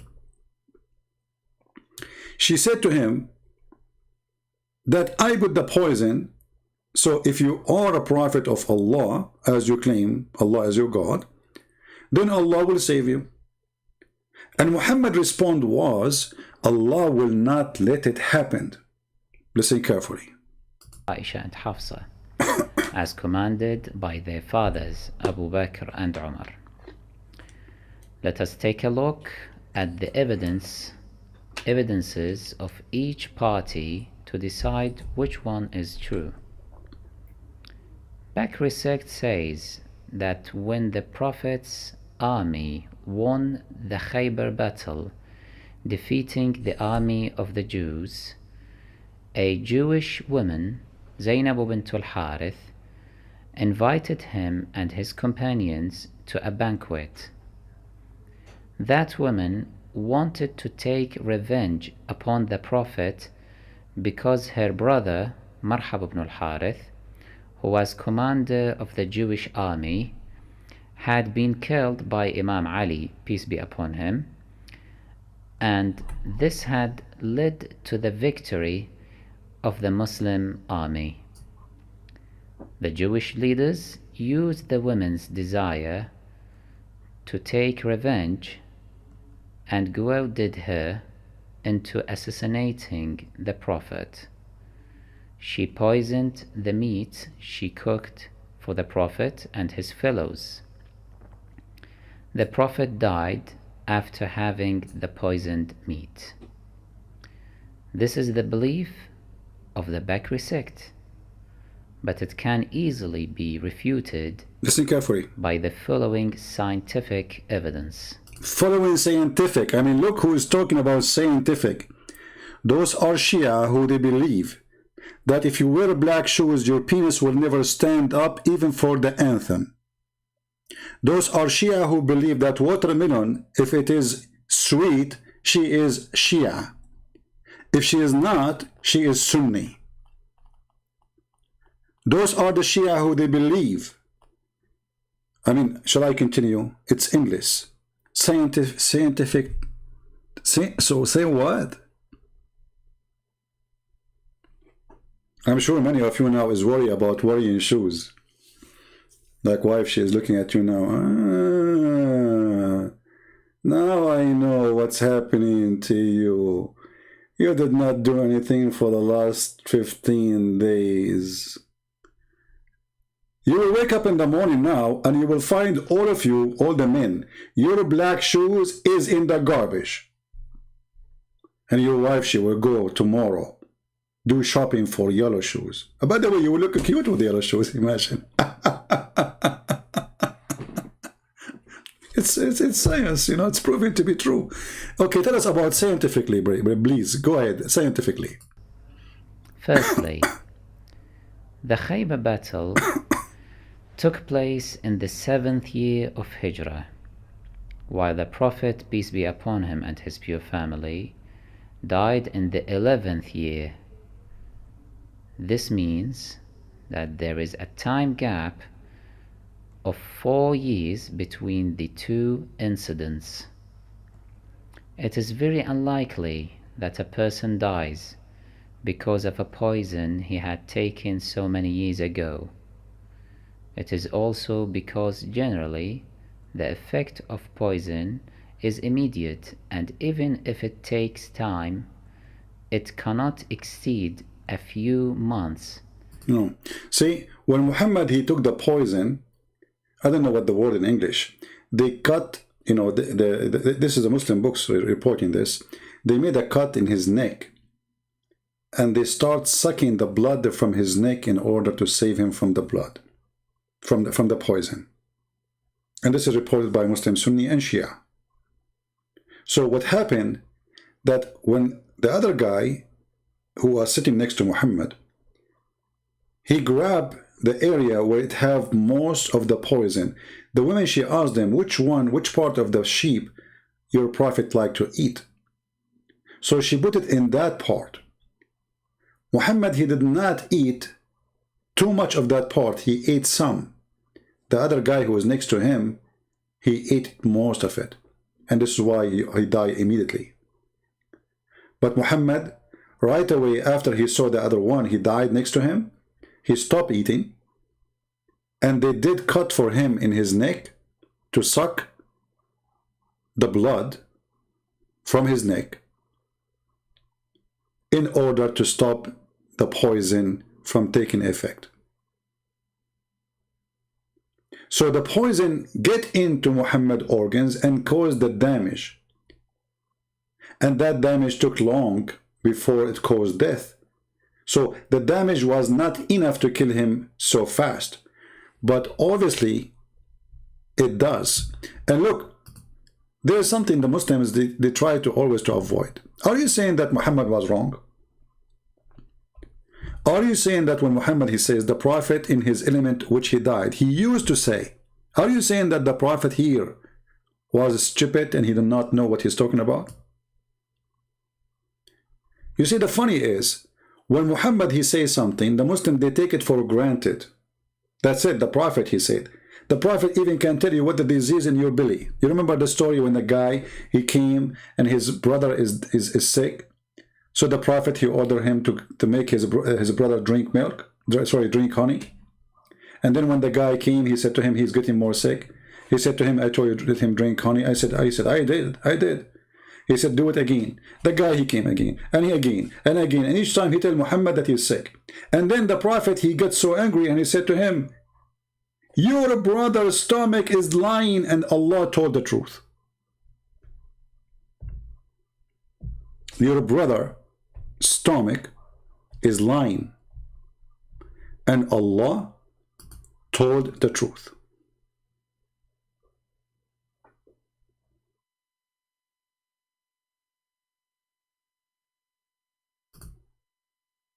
So Muhammad, he can tell what happened to the stomach of the guy who did not even see, according to the story. But Muhammad, he cannot tell what happened to his stomach. Yeah, this is Sahih Bukhari. This is Sahih Bukhari. This is very authentic. You see what I'm talking about? Here you see the hypocrisy of the Muhammadan when they speak about this. Because he can tell what happened to the stomach of your brother, and he can say that the stomach of your brother is lying. I mean, have you ever heard of a doctor like this?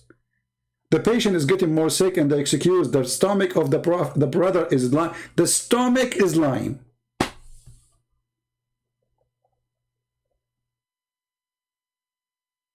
Right?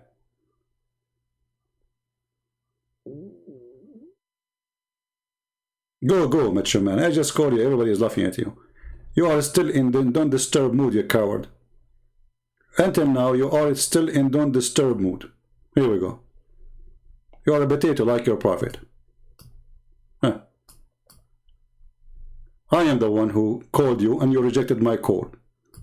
And you are a potato like your prophet. Do you see it? In order to avoid the embarrassment more, you put yourself on don't disturb mood. So don't come here and say, I called you, it's recorded. You are just a kid, like your prophet wife, Aisha. Grow up. Go do something better. Spend your time drinking camel urine. Get out of here. Let your dad talk to me. All of you are heroes. Christian Prince running away from you, but I am the one who's calling you. Brother, Christian Prince running away from me, brother.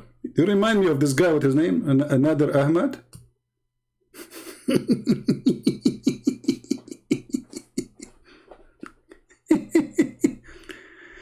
Nader Ahmad, Christian Prince running away from debating me, brother. And when we called him, he said to me, I have to go. Like, where? Nader Ahmad, where are you going? I need to go. Like, what happened? You got him busted. Go to the porn section. This is why you call yourself macho man. Porn guy. Go around to the porn section and tell them what Mimi Hijab he taught you. Can I suck your wife tit? Just try it. I think it might work. Practice Islam, brother. This is what the Prophet said. If a woman, she want to enter upon a strange man, she have to suckle him and give him her tits. Religion, this is a true religion. This is decency, this is ethic.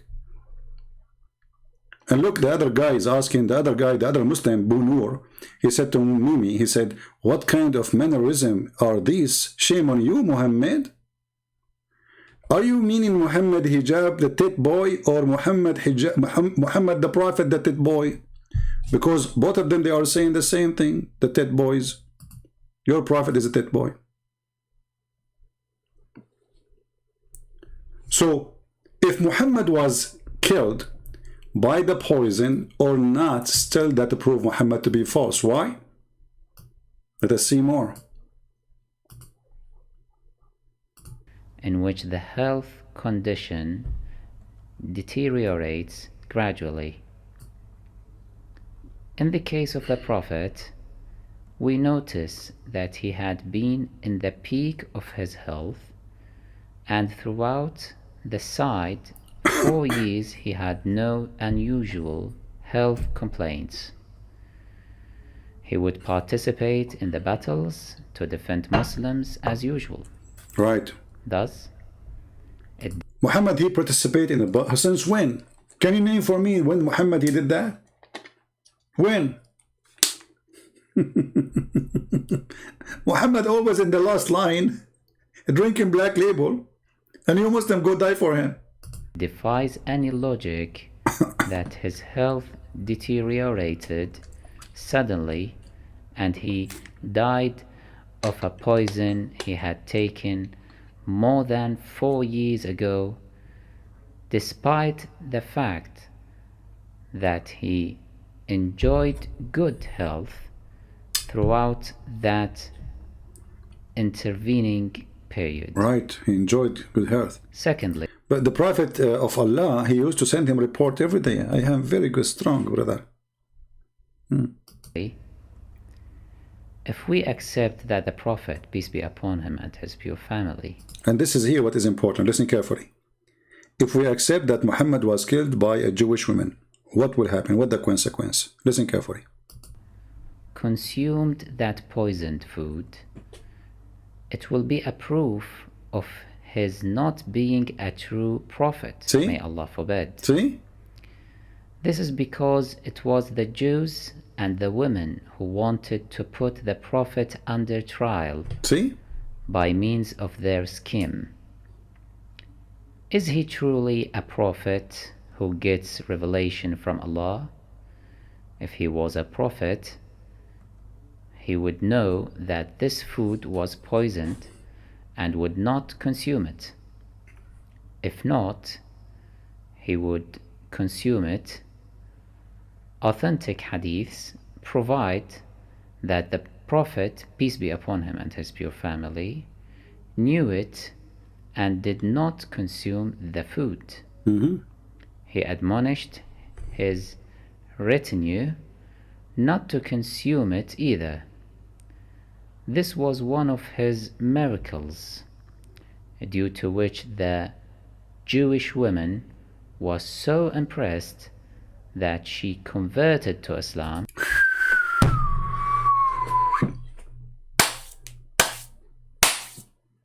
The Jewish woman, she converted to Islam.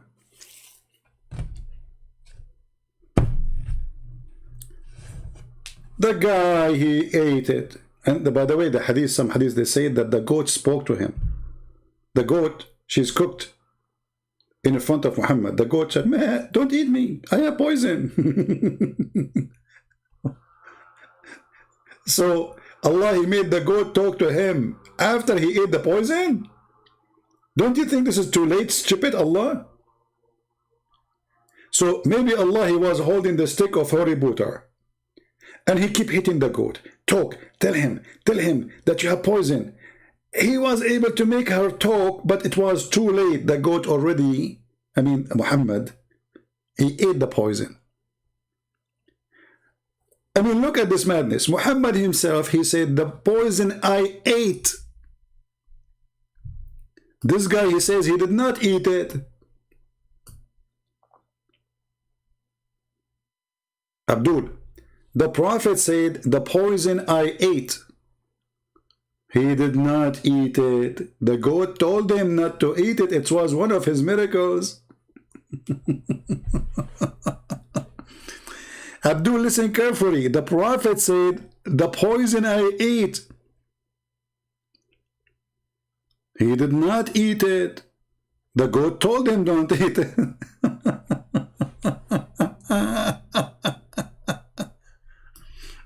So the one who asked the question, if Jesus could not save himself from the Jews,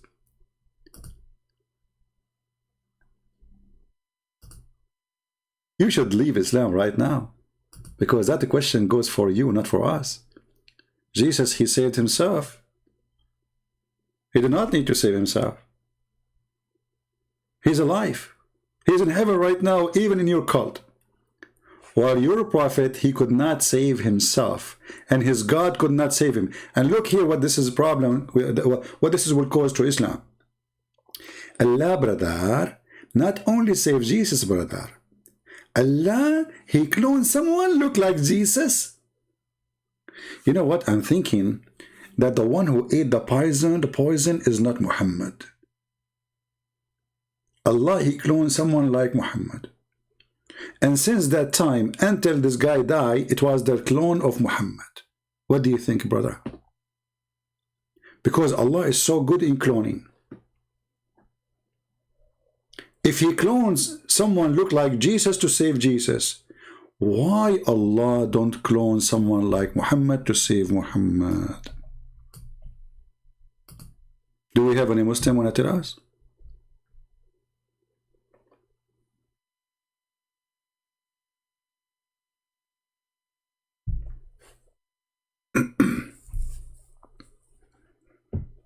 We made a video a while ago.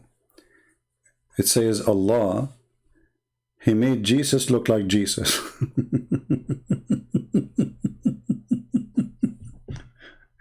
I hate myself.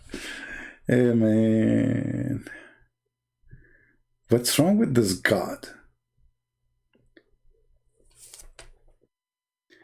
Cloning in Islam is a big deal.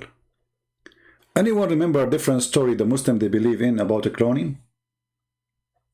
Who can help me? Let us see if you guys, your memory is working good with our classroom here. Anyone remember?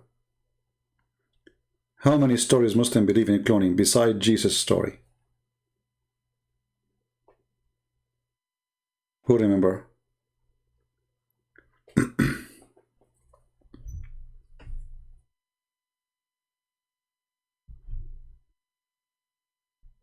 Anyone? Okay, let me open some reference for you. Do you remember the story of Solomon? Solomon, when he went to the bathroom,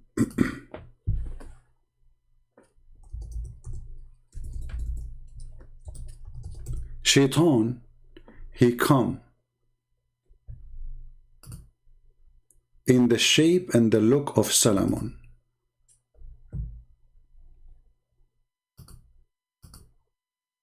And Allah, he made Shaitan do that as a trial for Solomon.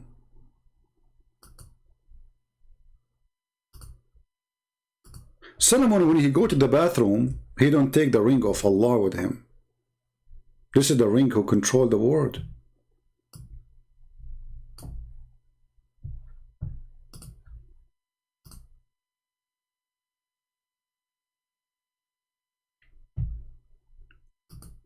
So each time he go to the bathroom, he give his ring to his wife, and her name is Loktos, Jarada. Shaitan, brother. He come to the wife of Solomon while Solomon was doing poo-poo. And look at the poor Solomon now. Think about it. Solomon now in the bathroom is squeezing it. You know? And the Shaitan, he came to his, look how cheap the Shaitan is. How filthy. I mean, he's taken advantage of the poo-poo of Solomon. In the time of poo-poo. Solomon is squeezing it. Shaitan is taking it.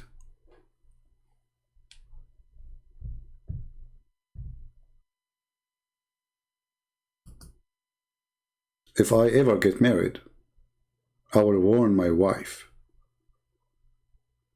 Allah is so good in cloning.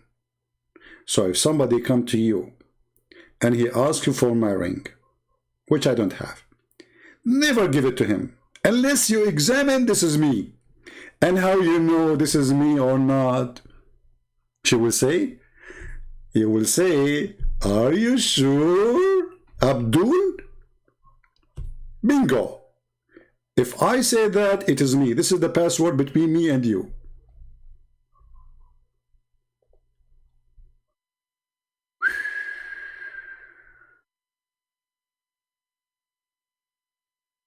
What?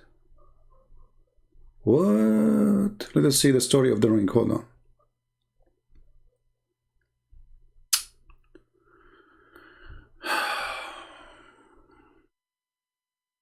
Do you guys want me to read the story for you, or should we read the story or not? Let's make a vote. You know, we Arab, we believe in democracy. By the way, we Arab, we are the first who found democracy. This is what Qaddafi said before they killed him. They said, democracy is a word came from the Arab. It is democracy, which means bring the chairs. And Shakespeare, he was an Arab too. And his real name is Shakespeare. Makes sense. I mean, think about it. It's deep, right? So here, the Muslims, they have tons of stories about Solomon. All of them, they are hilarious. So when Shaitan, he come and he took the ring from the wife of Solomon when he went to the bathroom, may Allah bless his bathroom, Shaitan became the king and they kicked him out of the palace. And now, you know, Solomon, he's homeless. So if you go in the street, you see somebody homeless, he might be Solomon. Shaitan took the ring from his wife. All right?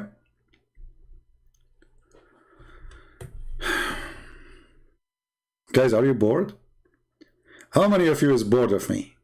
Today I did live, how many hours? The Muslims, by the way, is forcing me to come back.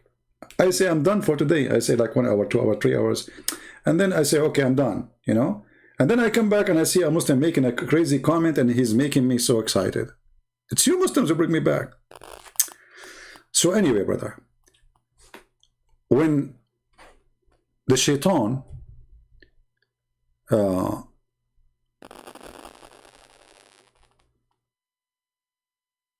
he cloned himself and he made himself look like Solomon. And now because he looked like Solomon, he slept with the wives of Solomon.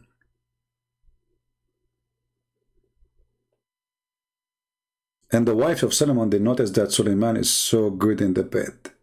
Man. Oh, man. And they start being suspicious. What happened to our husband? At that time, brother, there's no Viagra. I mean, the guy, suddenly, he is non-stop. He's like a gun. Like, so they became suspicious about their husband. Then they told the elders of the kingdoms. And the elders, they decide that this cannot be Solomon because of his penis. I mean, do you see how your penis can destroy you? I told you, Shaitan, don't use the full power of your gun. If you don't use it full energy, the wives will not notice anything. You look exact like Solomon, and you can be Solomon until now. But the stupid, he uses gun. He go to the bedroom, and right away, women after women, boom, boom, boom, boom, boom. He's Satan, take a break, man. You will expose yourself. They will notice that this is not the power of a human being. So the man, he used to do it like once a month, not 1,000, women in 5 minutes. Stop being a rabbit, man. But the rabbit Shaitan, he could not. I mean, he's Shaitan. What do you expect? Shaitan, brother, Shaitan. So they notice that he is so good in sex, and then they kick him out, and then Shaitan, he throw the ring in the ocean. And then when Shaitan, he throw the ring in the ocean, a fish ate it. And then when he went back home, after, like, how he get the fish, hold on, we have to make a story here. According to them,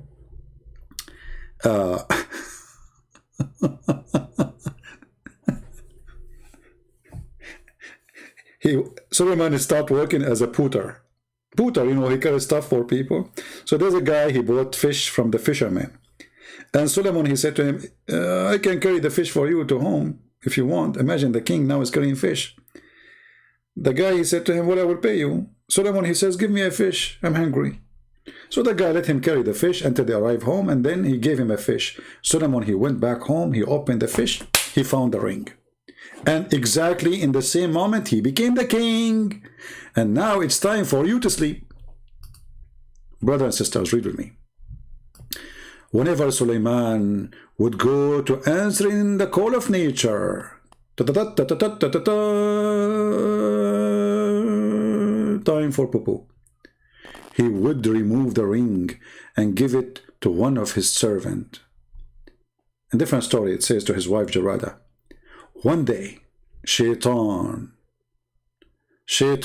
he fooled the servant. See, the story is different from the other story. And he took away the ring and wear it. At the same moment, all jinn, human, Shaitan, birds, chickens, animals came to his presence and obeyed his order. Brother, he is wearing the ring now.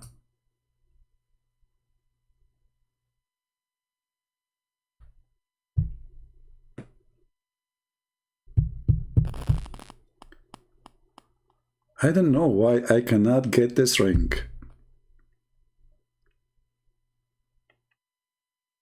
If I get this ring, what I will do? Right away, I will make 1,000 Muslims call me a day to debate me.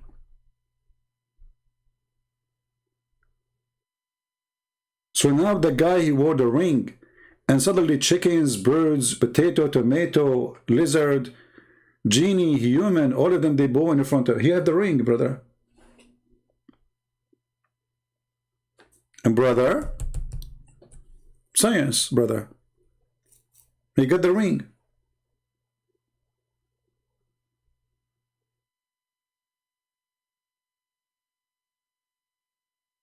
And you are telling me there's no benefit from wearing a ring? What if you get by mistake the ring of Solomon? The first thing you would do if you get the ring of Solomon, you will wish that your mother-in-law disappear. Like, ring, make my mother-in-law disappear forever. Hey, genie, take my mother-in-law to Honolulu and let her drown there.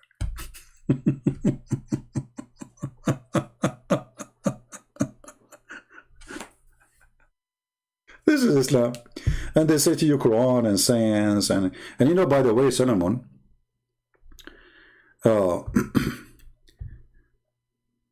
he have a very sad story in the Quran. I feel sorry really for him. I feel sometimes like I want to cry when I hear this story. Imagine you are a king and you lost your ring. And then Shaitan doing poo-poo to your wife.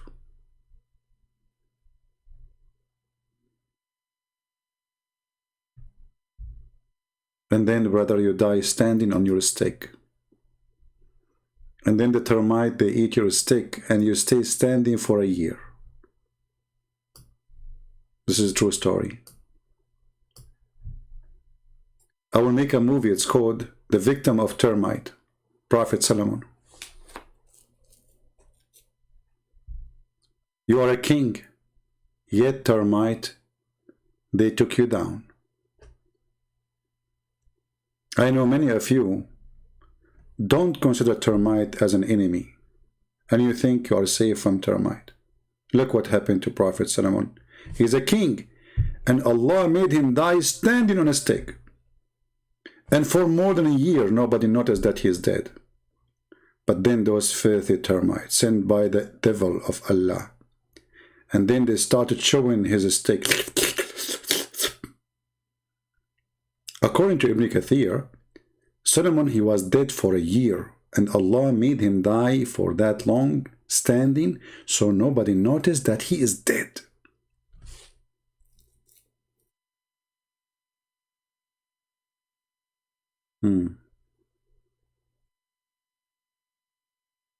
Hey guys, any one of you notice that I am not alive? Oh no, the Geigo is a different story. This is after he died. No, the Geigo is a different story. The Geigo is about Abraham. That the lizard, he blow fire at Abraham. You know? Yeah. And this is a true story, by the way. I mean, it's proven, you know. And the other day I spoke to somebody from the fire department, and they said to me that Geigo, you know, they make fire, and they blow it at you and they burn you. Geigo.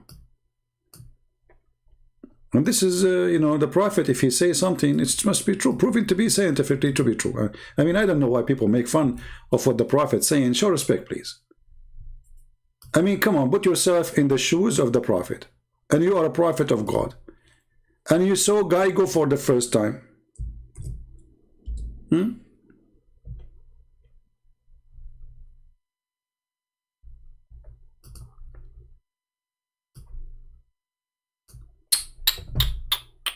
Another sad story.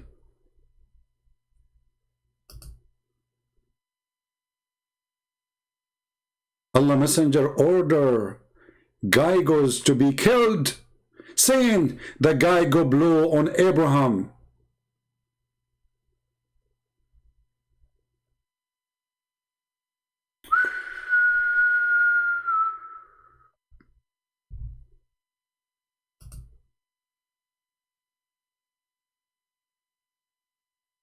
This is why the prophet, he ordered to kill them. They are evil. They try to kill Prophet Abraham. And the prophet said, the one who kill a Geigo from the first hit, Allah will give him 70 times reward. I'm good, very good in shooting, by the way. I mean, and the other day I was shooting, and then there is two women next to me shooting too, and then I shoot only 11 bullets. I found 22, I think, or something like that in my paper. It's a miracle, brother. I mean, do you see how good I am? You shoot only 11 bullets and then you find like 20 something. Thanks to Allah and the good aiming of the two men next to me. They are so good in aiming. To the point their bullet is in my paper, not in their paper. Unbelievable. You know, so I think because I killed a Geigo on that day, Allah, he gave me reward. To the point I shoot 11 bullets and I get 20 something in my paper. Alhamdulillah. So this Geigo, who he tried to kill Abraham, is an enemy of Allah. And there's a big reward for people who killed the Geigo from the first bullet, brother.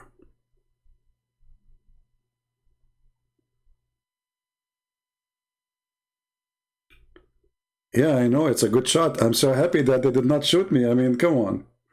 I'm so glad they shot the paper, not me. You know, because obviously their aim is so good.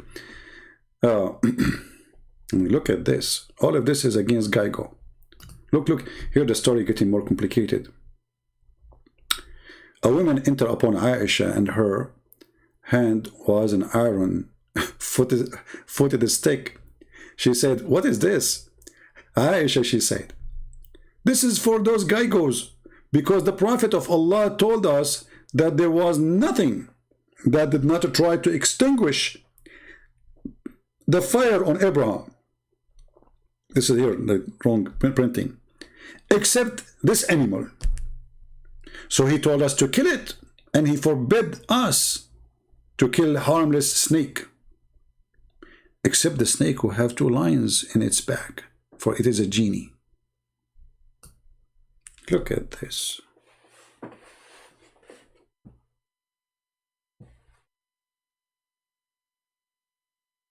Do we have any Muslim want to say something?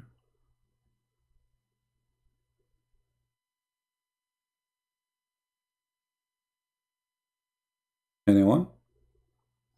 Where Solomon, he got this story about... No, Ibn Kathir, he did not get it from anyone. Everything is coming from Muhammad, and Muhammad is taking those stories from the Jews. See, those stories the Jews, they tell to their kids. The foolish Muhammad, he take it seriously.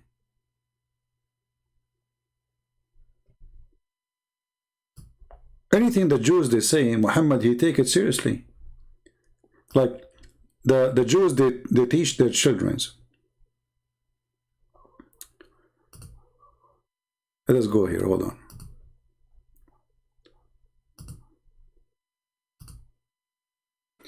That if you pee in your foot, God will torture you, will punish you in the grave. Stupid mentality at that time, they used to do that.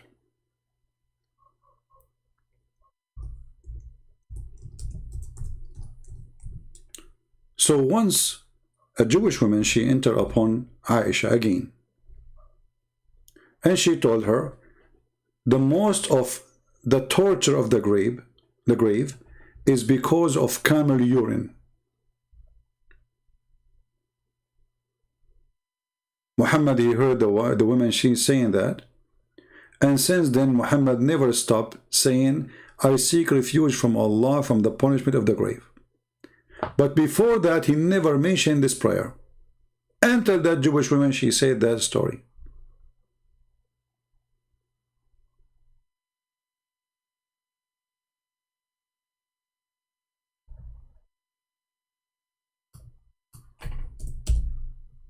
Any Muslim?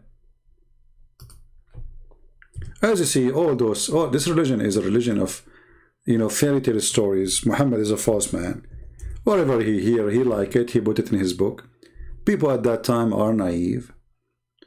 And it worked.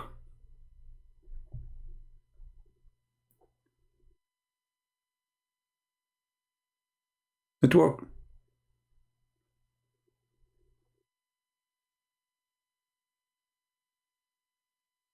Do you see? Always a Jewish person said.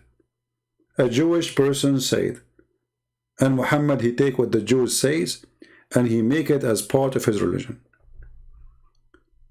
When the Jewish woman, she came to Aisha and she told her that the punishment of the grave is because of urine, Aisha, she said to him, "This is a lie." Aisha herself, she said to the Jewish woman, "This is a lie." Muhammad, he came from his room and he said, "What are you arguing about?" She said, "Look what she is saying, that the punishment in the grave is because of urine." The Prophet, he said, "Oh, this is true." And then Aisha, she said, and since then, the Prophet never forget to mention, each time he pray, "I seek refuge by Allah from the punishment of the grave." The torment of the grave or punishment of the grave is the same. Torture of the grave, maybe it's more correct.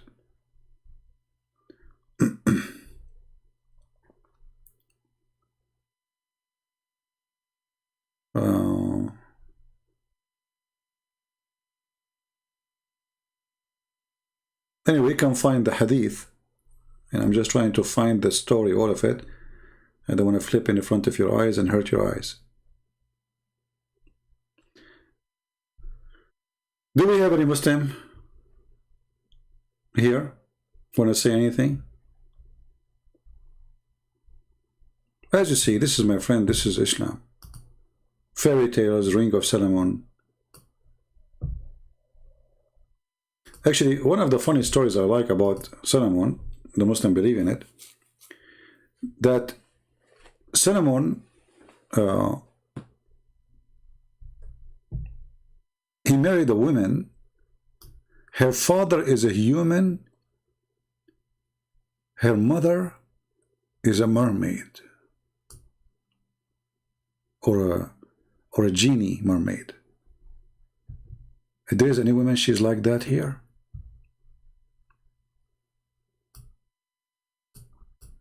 I mean, this Solomon, he have tons of stories, man.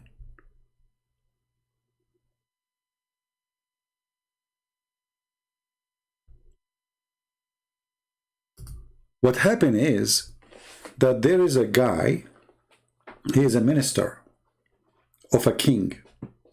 So this minister to this king, he's still single. So one day he was like somewhere, and a man, I said to him, I don't know, like he's buying something. So he said to him, why you don't give this to your wife? The guy, he said, I don't have a wife. He said, why you don't marry? He said, my king is very filthy. He forced the wives of his ministers to sleep with him. And I will not accept that, so I'm not married. The guy, he said to him, why you don't marry my daughter? He said to him, but I just told you the king will do that to her. He said she cannot, because my wife, she is a genie, and my daughter is half genie. The minister said, that's it. Finally, I found my half spouse. And he married the mermaid. And then when the king, he learned about him that he married very beautiful women, the king, he took his army and he went to his house to sleep with the wife. And then the wife, who she is half genie, half a human, she told him, king, why you want to enter with your army? Come inside alone. You are welcome. The king, I mean, come on, he's a king and she's a woman. So he got alone inside the house. And the wife, the half genie woman, she took her shoes and she was wearing high heels and she chopped his head, and then she took the head and she threw it from the window.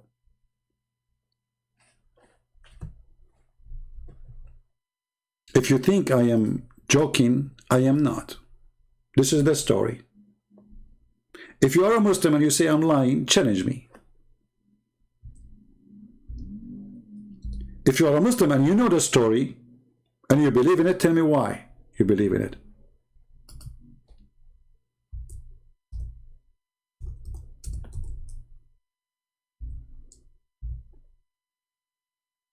When I say to you,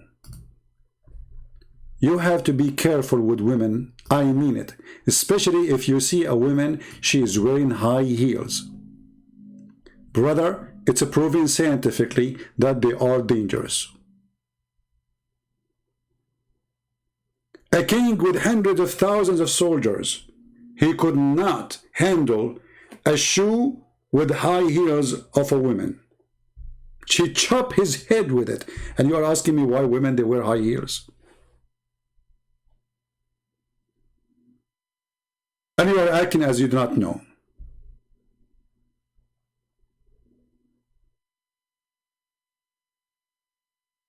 Women, they do that, wear those shoes for a weapon of mass destruction. You see a woman wearing this, stay away. I'm telling you, I mean, it's up to you. You see a woman with high shoes, high heel shoes. Now a Muslim, he will record me and he will say, Christian Prince, look what the Christian Prince teaching the Christians. Abdul, this is your religion, not me. Hello? Abdul, don't be a hypocrite, cut and paste. And look at this, man.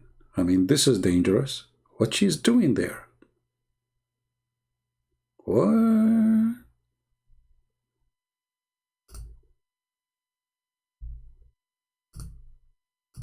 Don't even get close to those women.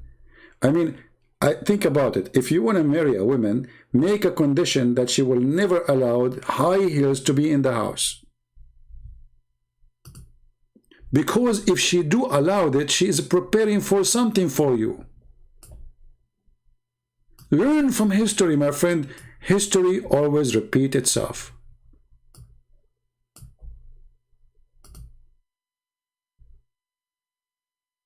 I'm very careful.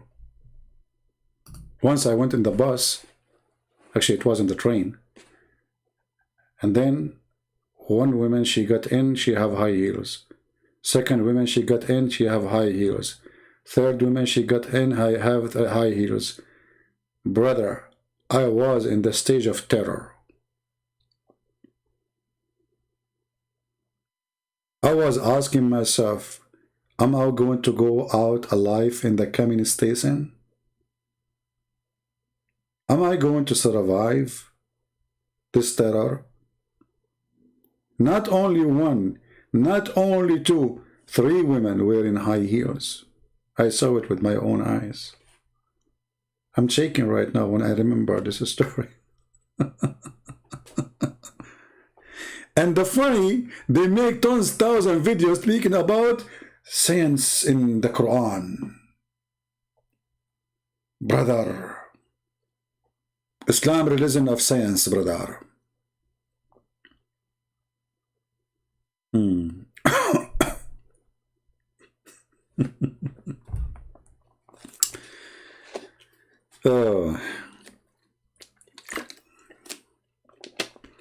What do you mean what's wrong with high heels? We just told you the story.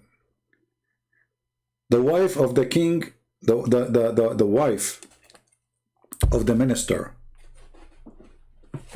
who she have a daughter, and later Suleiman, he have her as a wife. She's half genie, my friend. And she killed the king. What's wrong with you? By her shoes. So all the story we told you now is not like you say to me what's wrong with high heels. Maybe you just enter here the chat room, you do not know what we are saying. Dangerous, dangerous. She chopped the head of the king. The king, he had like 100,000 soldiers outside the door. All those soldiers, they could not believe that their king was killed by a shoe. I mean, if those women, they can kill you by a shoe, what if they use their nails? I mean, think about it. Dangerous, brother, dangerous.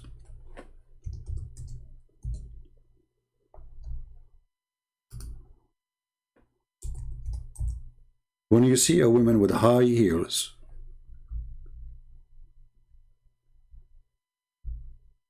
most likely it is time to go.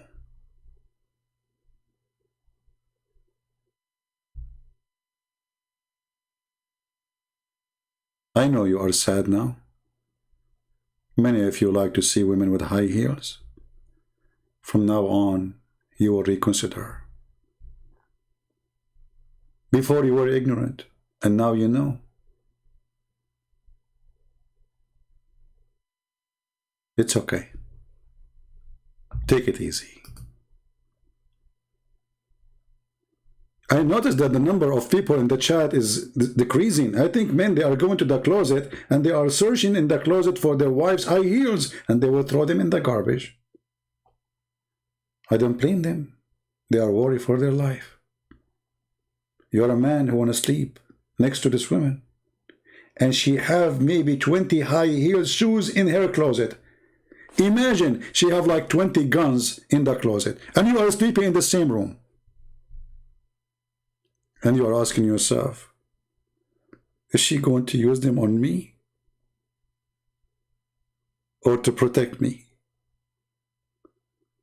This is why Shakespeare, very famous Arab sheikh, his name is Sheikh Esper, he said, to be or not to be, that is the question. He was talking about the high heels specifically, which means to be killed by high heels or not to be killed, that is the question.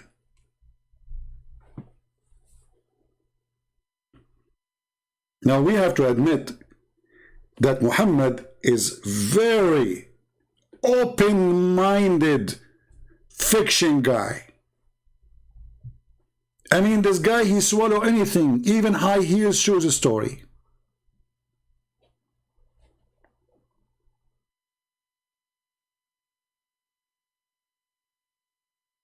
Do we have any Muslim who have anything to say?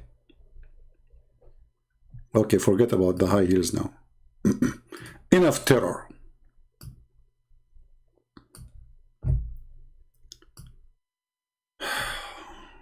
And you know the funny, when a Muslim, he want to tell you a true story, he say to you, I swear by Allah. Asif replied, I swear by Allah, I know the fish which had swallowed your ring.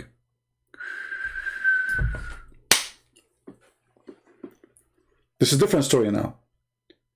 A guy, he is telling Suleiman, I know the fish which swallowed your ring. I mean, the ocean is full of fish, but this guy, he knew the fish.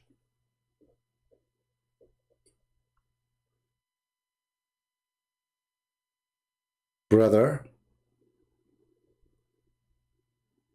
Islam have the science of recognizing fish without fingerprint or chip or code or scanning.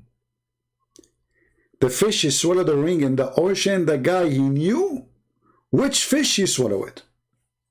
How we can go far with...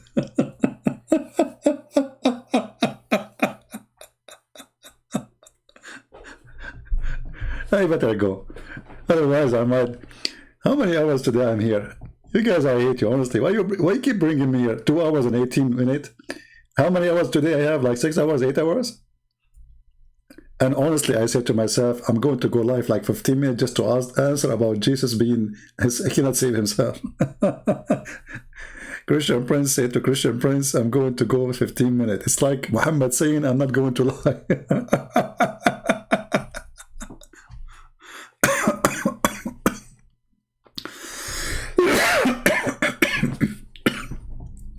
Excuse me.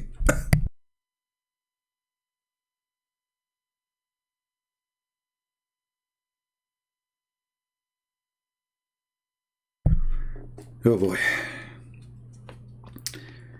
I cannot breathe. Sometimes I have allergy, you know, sometimes and this laughing is making me, oh boy. It's not easy. We have a guy, his name is Rashid, when I debate. I don't know, maybe this is the same guy. Let us see. Hey, Rashid, I just called you. It says you are busy. Let's try again.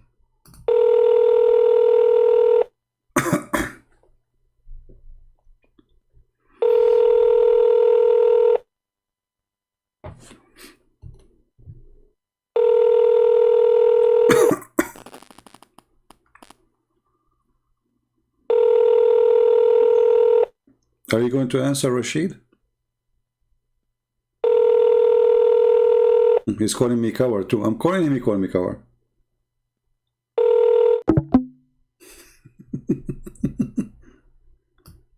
I mean, look at those people. I'm calling him and he called me coward. He don't answer. Let us call you again, Rashid. Maybe it's a scientific error.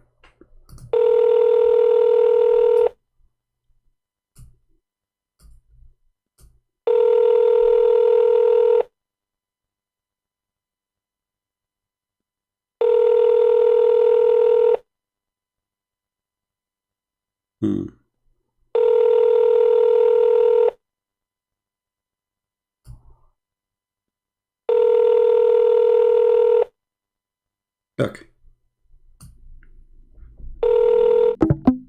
Potato.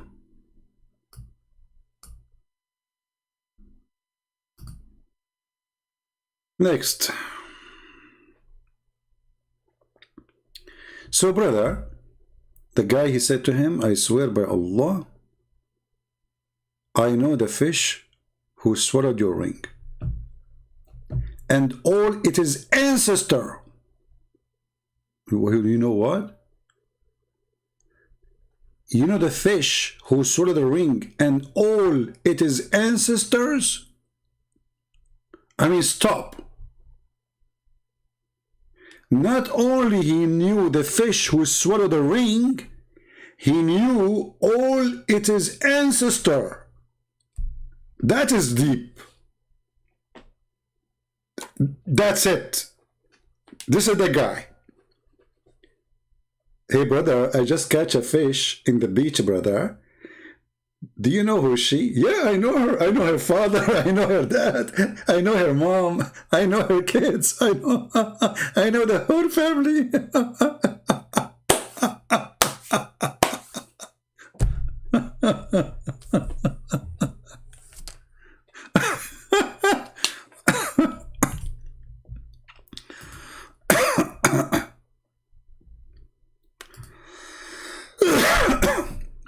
Sorry, guys.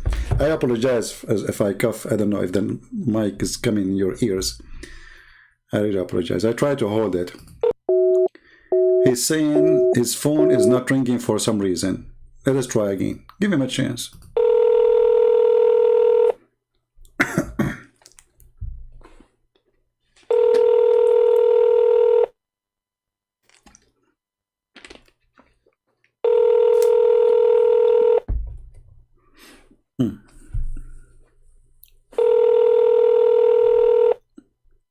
But what I would do, my friend, your phone is ringing, you're saying it's not ringing for you.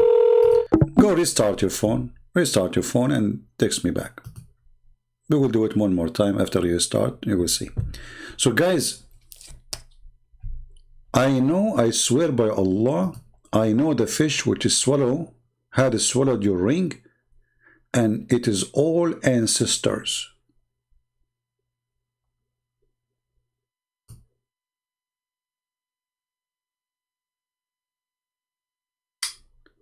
How you can explain this? This is amazing. The guy, he knew the fish and whole their family. This is explained why in the Middle East there is 2 policemen, they were fishing and they could not get any fish for many hours. And one day, finally, they got a fish and they start beating her, saying to her, "Tell us, where is your family? Where is your family? Where is your ancestors?" Those things happen only in the Middle East. But it was Allah's order. The Satan told me to write edicts as I wrote for you, but I said, my pen shall not write anything, and just so behold him sit quiet.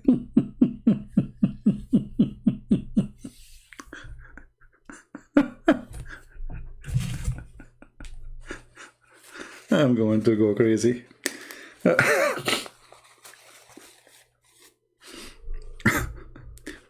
I know each time you come here, you think you know it all, right? Because Christian Prince, he told you a million times.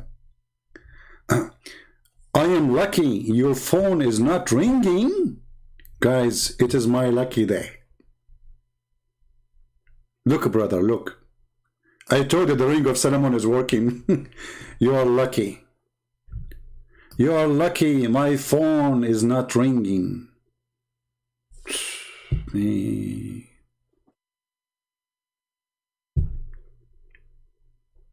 Do you see how luck works? My friend, I am not lucky because I want to talk to you so we can laugh more. Let me try one more. I think you are refusing to answer, claiming that your phone is not ringing because it doesn't make sense. Let me call again. See? Rejected. Abdul, do you see it says rejected? Do you see what it says? Rejected. We got ya. We got ya. You are the one who rejected. Potato. You're lucky.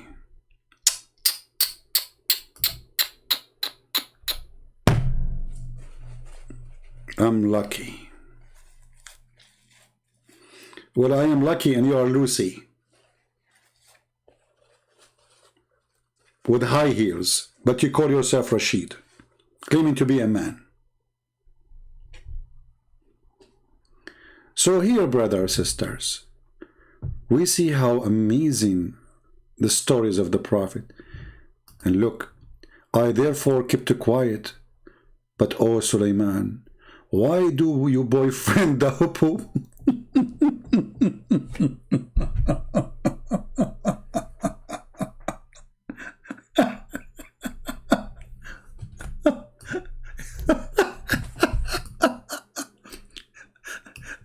You what?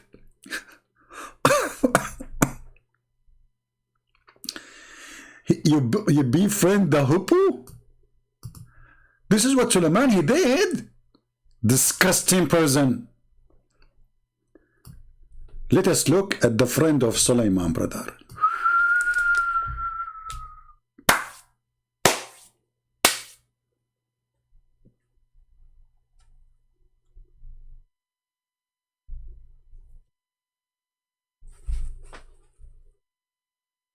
Why, Sulaiman? Why?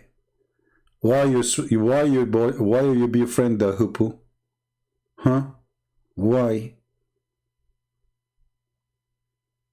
Huh? Huh? I mean, this Sulaiman, something wrong with you. Why you do that, man? Do you know how much pain you caused for this? Man.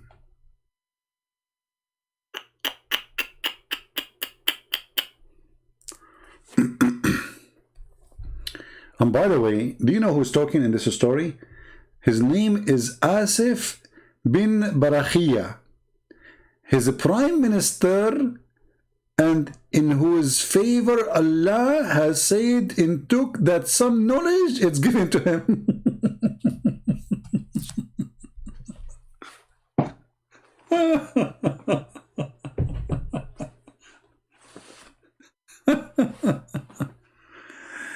Hey Rashid, be honest with you, aren't you the Prime Minister of Solomon?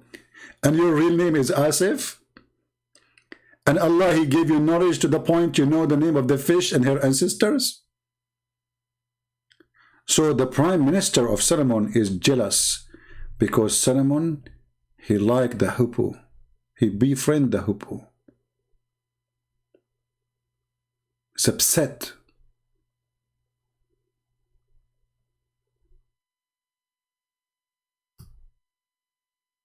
Kharabarawa wept. What? Hold on. Some narrate that there was a city in the middle of the sea. City in the middle of the sea?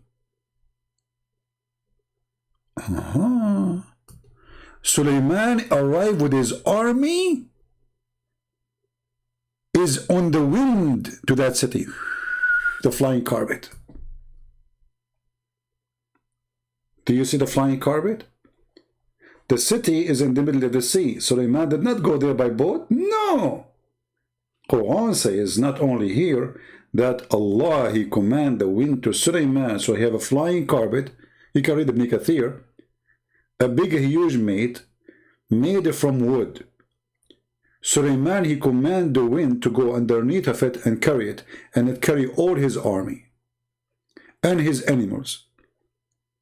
It have 600,000 chairs on it. The biggest jumbo 777 Boeing was created in the time of Solomon. Brother.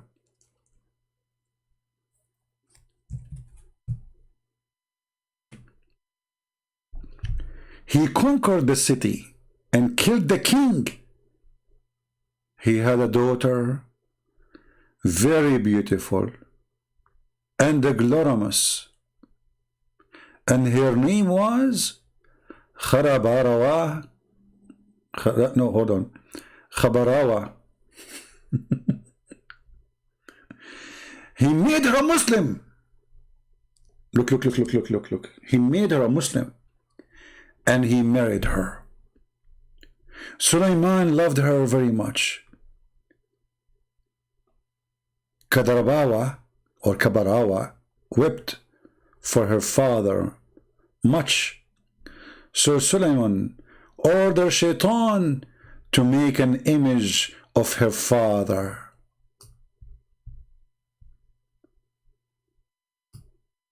Khabarawa made different kind of a dress for her father image. Every morning and every evening, she took along with her mind and all prostrated in front of the image. Asif, the prime minister, informed Suleiman regarding this. Suleiman broke the idol and punished that woman.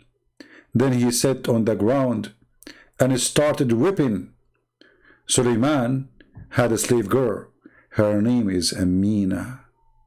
Whenever he went to toilet, he took off his ring. Guys, look at the story change. This is the same story. It's like 1,000 story. Each time the names are different. And he handed over to her. One day he went and Shaitan, the leader of Shaitans of the sea. Look, this guy is a leader of Shaitan of the sea. He's the part of the Caribbean.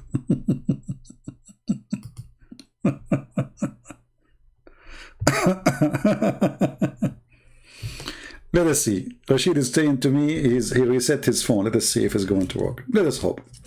Maybe, maybe he's honest. My friend, it says rejected. Anyway, let us see.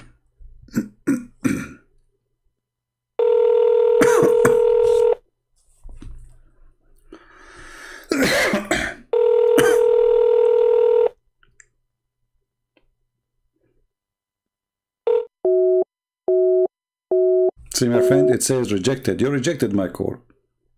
That's meaning you see it. See, before you say it, you are not receiving a ring.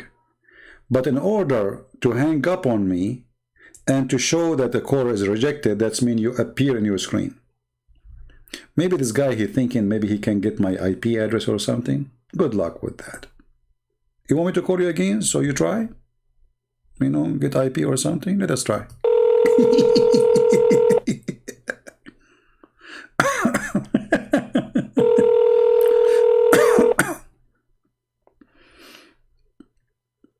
One more time. After that, I'm not going to call you. I have no time for kids.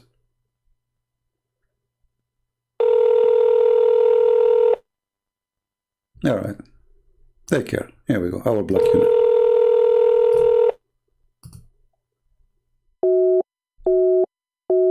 All right. Now time to block you. That's it. You're wasting my time.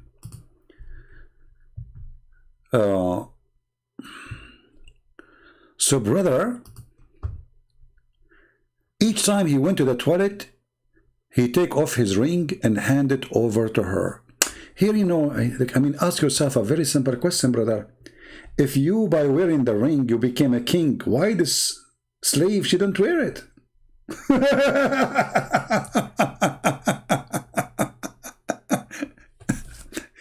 If the ring make you the king. Do you see, guys, how the story is stupid? If wearing the ring will make you the king, and now Suleiman is giving the ring to the woman, the slave, all what she need to do, she will wear the ring and Suleiman will become her slave. Like, what the heck? Like, what? Genius. The one who come with the story is genius. One day, he went and Shaitan, the leader of Satans of the sea. Look, this is not the Shaitan of the land. This is a part of the Caribbean. He came with the face of Suleiman. See? I told you, cloning. Allah, he cloned Jesus. Shaitan cloned Suleiman. Who knows? He cannot trust anyone in these days because the cloning is very easy. You go to the bathroom, your husband is there. You come out, you find Shaitan, he looked like your husband. And you ask him to go with you to the bedroom. And your poor husband taking a shower. You have no idea what's happening. And then your wife, she says to you, honey, there's somebody in the shower. Shaitan, who is with her. He will say, oh, don't worry, I left the water open there. And the wife, she have no idea that this is Shaitan who look like her husband. evil. So he came to her with the face of Solomon, and he took the ring, and then he went and he sat on the throne. All the jinn and the human and the animals obeyed him. Suleiman's face changed. When he came to Amina and asked for a ring, she did not recognize him and secluded him and pushed him away. What? He already took the ring. What are you talking about?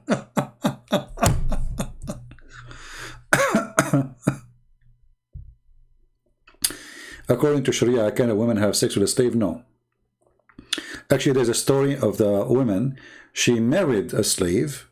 The caliphate, he punished her, and he ordered to stone her. Some story they say stone her, some story they says to whip her. Yeah. Because there's a verse in the Quran that says, it's lawful for you, your right hand possess. So the woman, she said, okay, lawful for you, your right hand possess. But this was only a privilege for men. Women, they cannot do it. You can have sex with the women who they are your right hand possess, but Muslim women, they cannot have sex with men who they are right hand possess. Anyway, as you see, I mean, if I keep reading, we will spend the whole night into tomorrow speaking about the stupidity of this crazy religion. This is what Islam is about.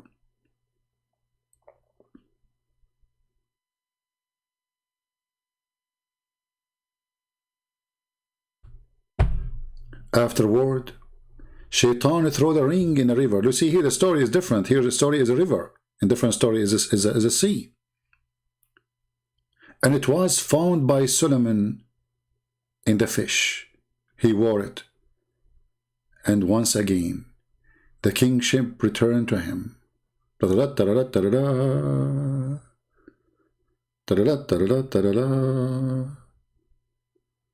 And brothers and sisters, Solomon become a king again. Takbir! Takbir! This is Islam. But anyway, I find it more interesting, the story of Suleiman when he died standing, and he was standing after death for a year, and until the termite ate his stick and he fell down. I find it more interesting. Especially this is in the Quran. So Muslim cannot say this is a story we don't accept. This is Quran.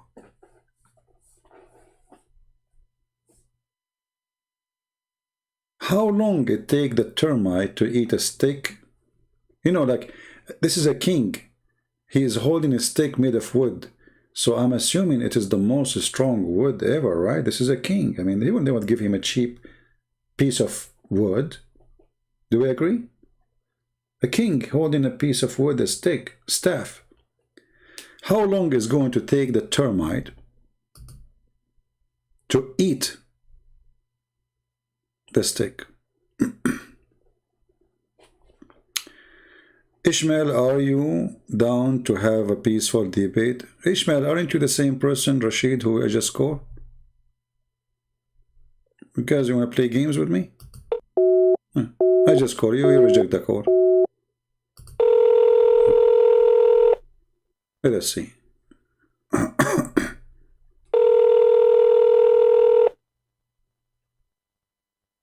I think it's the same person.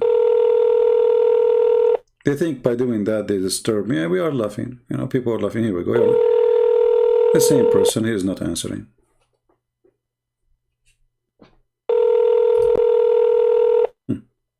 Very nice people. See? You are not, you know, people are laughing, you know, you are just give us a form of comedy when you try to do this. I mean, why you are saying you want to debate me when we call you don't want to debate? People are laughing. It's okay.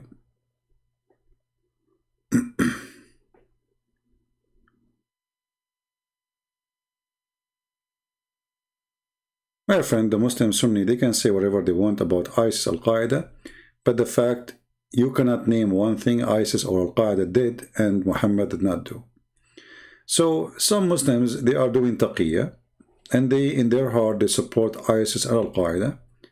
Some Muslims don't agree with them for a very simple reason. They are not following Islam. You know, the Qaeda themselves, they call those people munafiqeen, hypocrites. Like, you know, the king of Saudi Arabia is fighting Al-Qaeda now. Why? He was supporting Al-Qaeda in the beginning. The same group, the same idea, the same belief. So how come in the time of the war with the Soviet Union you support them and now they are not good Muslims? Simply, when Osama bin Laden he established Al-Qaeda to fight Soviet Union, the Saudi Arabia government, or the family there, this Al Saud, they found this is a good way to get rid of those Islamists who they can be a problem inside the country. Send them all the way to Afghanistan and let them do jihad there. And let them take donation. And let them send mujahideen. And let them take, as long as they are doing it there, we support you.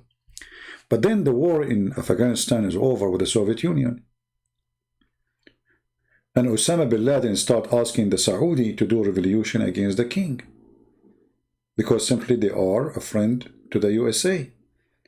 And this is against the Quran as chapter 5 verse 51. And then the Saudi suddenly they start making tons of articles and asking all their propaganda machines to attack Al-Qaeda. And by the way, this is not only what the Muslims do, this is what the Americans do too. The American, they used to support Al-Qaeda. Actually, the American is the one who taught Al-Qaeda how to do bombs. They gave them missiles to shoot the airplane, the helicopters of the Soviet Union. They armed them. It's not a secret. There's tons of articles made by the American about Osama bin Laden, the hero. So this is how the whole hypocrite world works. That is including the American evil government, not the good government. When Osama bin Laden or his like, they are dogs biting for us, they are good. If they bite us, we kill them. And the greatest example is Trump. Trump, he was a president for 4 years. Trump, he did not shoot a bullet at Al-Qaeda in Syria. There's more than 50, at least 1,000 fighters in Syria, protected by Erdogan. How come Trump, he did not recognize the risk of Al-Qaeda no more? Because they want them to be there, because if they are demolished, Syria is under the control of the Russian for good. But having Al-Qaeda there is not going to give the Russian the full comfort to control the whole country. You see the point? So they said to themselves, why we want to finish Al-Qaeda there? Let them fight the Shia, let them fight the Assad, let them fight Russia, and not only that, we will go blind and we will let Erdogan sponsor them. This is the dirty politics, which is always run by Her Majesty USA. You know? The end of war in Afghanistan, my friend, there's nothing would end the war in Afghanistan. Those Americans are just fooling themselves. They're, you know, this is a business, my friend. You see, it is a business. The war in Afghanistan never was a war, because Osama bin Laden is gone from a long time ago, and you have no business there. If a Taliban they make a form to threat you, you can bomb them in 2 seconds. You can actually destroy the whole country in 2 seconds. You do not need to keep an army there. Like now, you leave, so you can shoot missiles from Washington, D.C. all the way to Afghanistan without sending one soldier. So they should take the army long time ago back, but it's a business, pure business, nothing personal, right? So if you think they are there to fight for freedom, what a freedom? The government of Afghanistan right now is more evil than Taliban. If somebody Preach the gospel, they arrest him. There's a guy who was going to be executed by the government which we support. This guy Karzai, big corrupt person who's sponsored by USA. In his time, a person who is from Afghanistan, he became a Christian. They put him in jail to be executed. And then the one who saved him is not the American, is not the French, it was the Australian Prime Minister. The Americans, they were watching, imagine. A person will be executed in front of their eyes just because he become a Christian, and the one who will execute him is the one we pay his salary. That is the truth, my friend. So they say to you, we are there to sponsor the freedom. What a freedom? All of them, they believe in killing Christians and Jews and Hindus. This is Afghanistan. You are just fooling yourself. You are fooling yourself and fooling your citizen and wasting your money. They spend trillions of dollars there for nothing.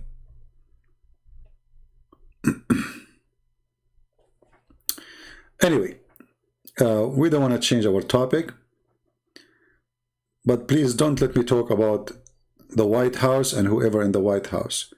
All of them, they are trash, garbage, liars, hypocrites. They go blind when they want. They open their eyes when they want. They speak about a human right. They remember a human right only if you are not their puppy. If you are their puppy, oh, you can do whatever you want. When Saddam Hussein was fighting the Iranian regime for 8 years, Saddam Hussein was a hero for us. But all of us, we knew that he is a criminal, this guy. All of us, we knew.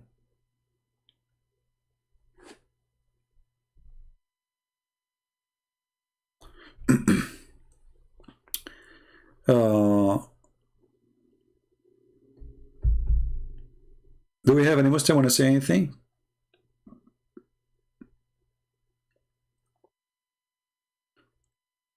Anyone? Okay, did we enjoy our time today, guys?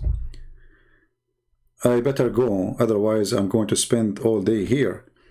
And I'm going to delete the previous videos which we made before.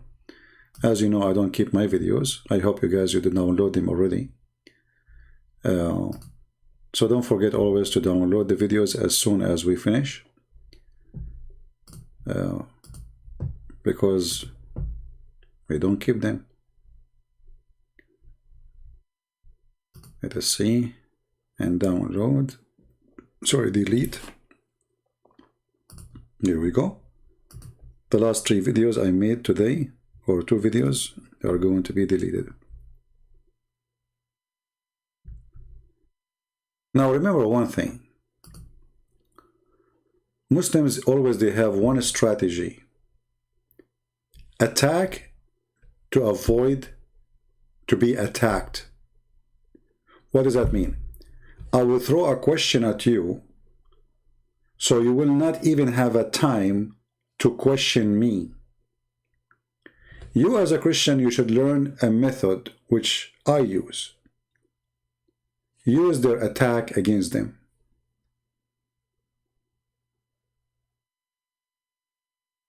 When a Muslim, he says to you, the Bible is corrupt, don't start defending, we have manuscript, and you don't do that. Use their stupid book to get them busted.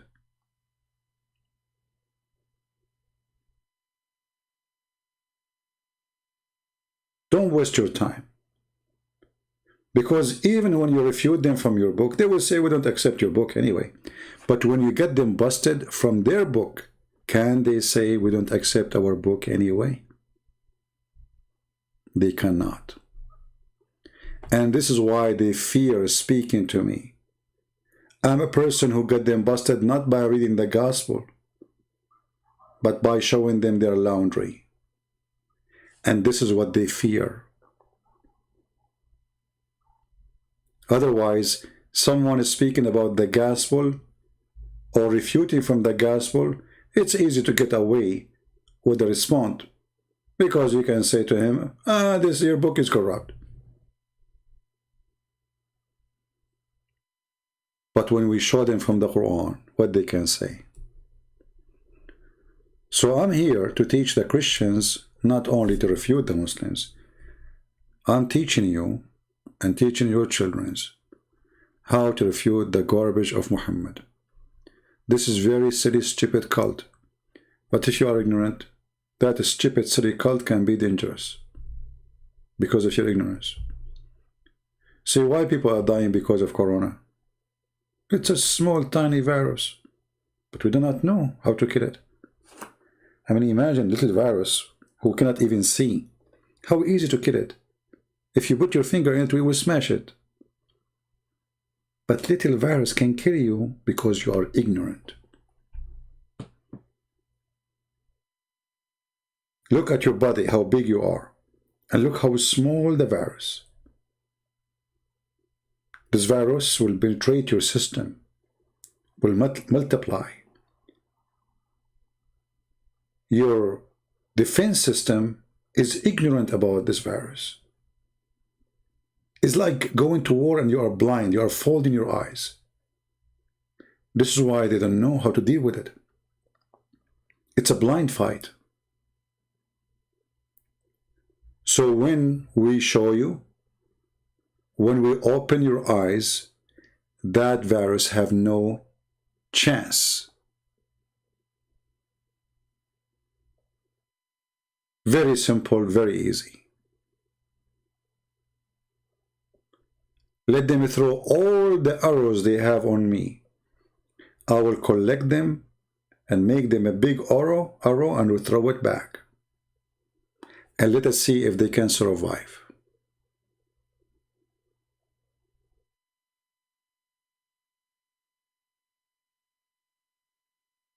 And even though by now I'm tired and I need to go, one last chance for Muslims, if there's any one of them would like to debate me or to prove me wrong. I don't want to call it a debate because none of you is really, can be considered something to debate anyway.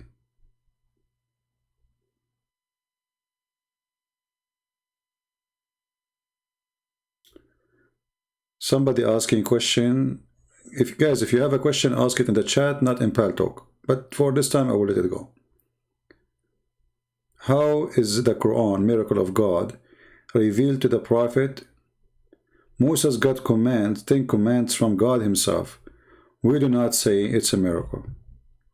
No, the Muslims, they don't say it's a miracle because it's revealed from God only, because supposedly nobody can make Quran like it. That's what they are claiming. But this argument is very funny because you will see in the Quran, Shaitan is speaking in the Quran. So, is that the word of Shaitan or Allah talking? Shaitan, he said to Allah. Allah said to Shaitan. So how nobody can make Quran and Shaitan is speaking in the Quran? Very silly argument. Same time, the Quran is full of errors, horrible errors, historic, scientific, language errors, you name it. And I agree, nobody can make Quran like the Quran. Because if you make a Quran like the Quran, they will say you are copying the Quran.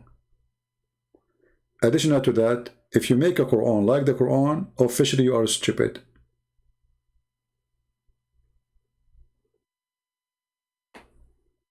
You know what I mean?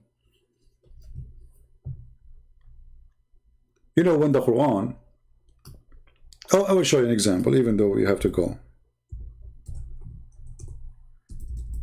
Nobody can make Quran, right? Okay.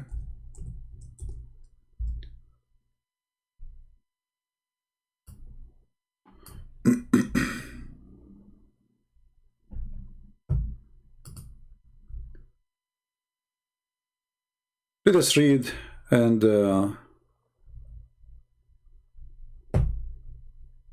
laugh together. Don't text me in Pal Talk, I will block you. I just told you, if you have a question, ask me. I told you, this is one-time deal. Christians, don't text me in Pal Talk. By doing that, you annoy me. I look at Pal Talk expecting Muslims to text me, not you. So if I say Christians can text me, I will do the same as what happened in this is why I switched from Skype. I open Skype, I find 10,000 texts. Do you think really I can read them?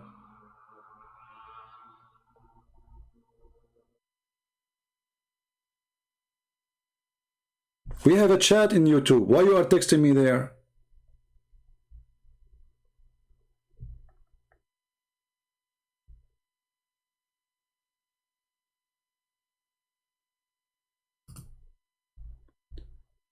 Just to give you an example about how to refute this stupid religion. Remember when the angel said to Mary, this is the, remember, not exist in the Quran, it's between two brackets. Okay, who is the one who's talking? The angels. Okay. Who was taken here? Mary. Who's talking here? The angels. Who's talking here? The angels.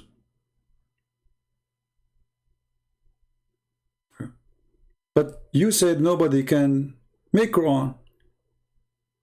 Or Mary making Quran.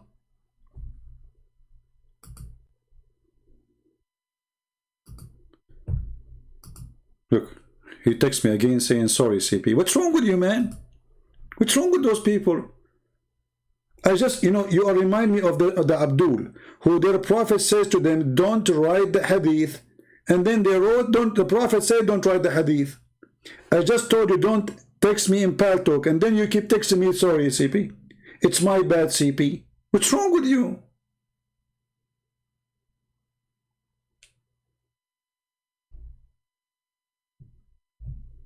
Show respect.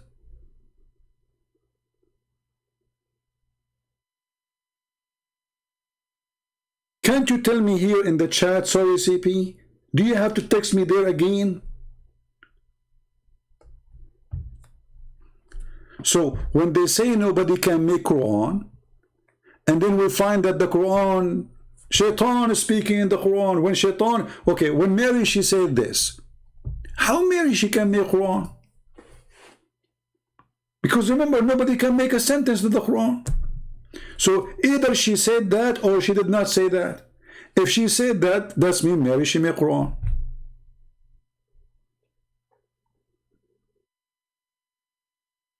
Do you understand me, people?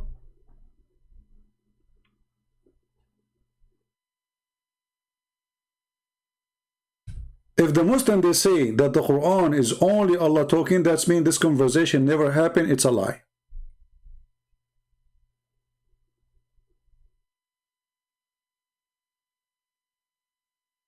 Do you understand what I'm saying?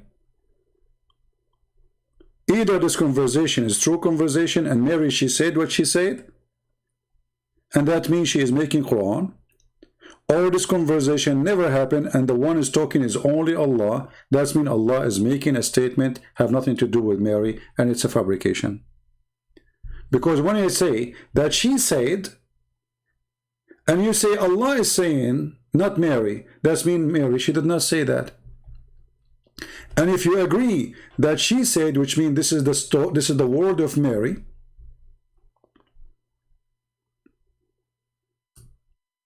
and Allah being honest about what she said, well, Mary, she just made Quran.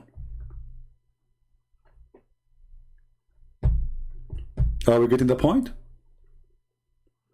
So use their logic to prove their stupidity. Don't use your own logic.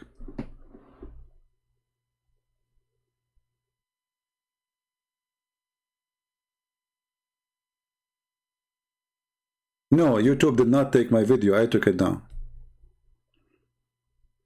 You want to watch it? You can go and search for the same video, same title, and you will find people who download it. Look at this guy. Good work, CP. Block. Christian, they are telling me good work, CP. Thank you. I mean, if you don't tell me, I would not know if I'm doing good work or not. I mean, look at this. I don't know what's wrong with people. Should I stop going in Paltalk? Are you Muslims trying to stop me? I don't think those are Christians, maybe. These are Muslims. They're trying to be annoying, maybe. Thank you, CP. He cannot say to me, thank you, CP, in YouTube. He have to go to Paltalk. Thank you, CP. I appreciate your broken tooth. Thank you, CP. Can't you say to me, thank you, CP, here in YouTube? Do you have to go in Pal Talk and text me in the privately, thank you, CP? Good work, CP. CP, God bless you. And really, I appreciate you. What a bunch of kids. I don't know what's wrong with people. We say, don't text me in Pal Talk unless you're a Muslim. Thank you, CP.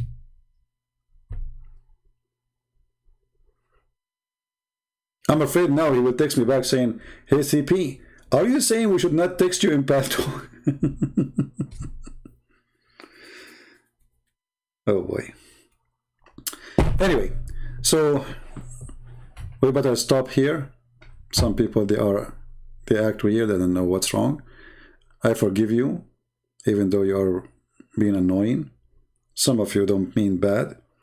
And forgive me if I make my comment. But I'm trying just to tell you, please, you know, I keep this program open for Muslims, not for you.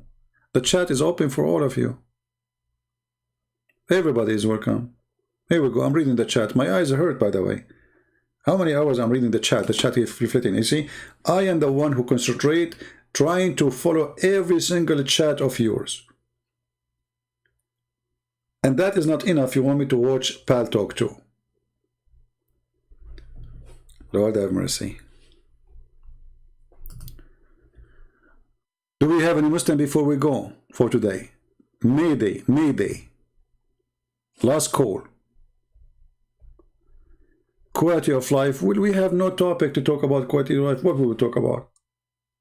I mean, we talk about many things there. I mean, I don't know. And you know that the quality of life, when we go there and we speak about things which is kind of personal, people get upset. I don't agree with you. I don't, you know, go, leave me alone. I'm not your shrink. It's very hard to speak about things which is touching personal life of people, because everyone, he imagine his life in the way he want.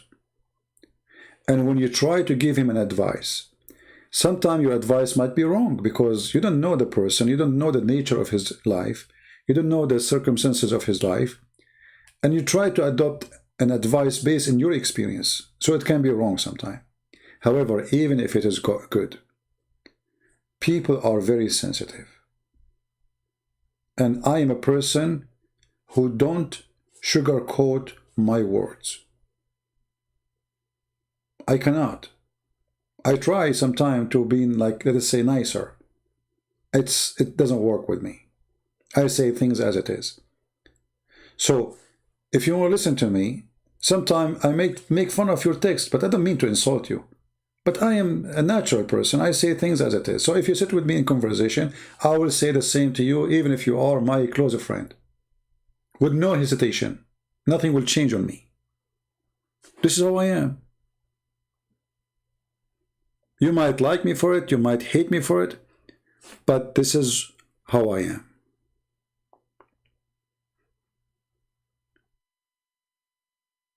So when you share people, you know, like advices, or, you know, like the other day, you know, the guy, you remember the guy who called me and he spoke about vegetation?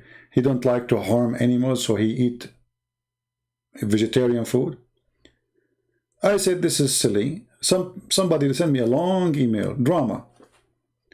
Christian Prince, I'm really disappointed.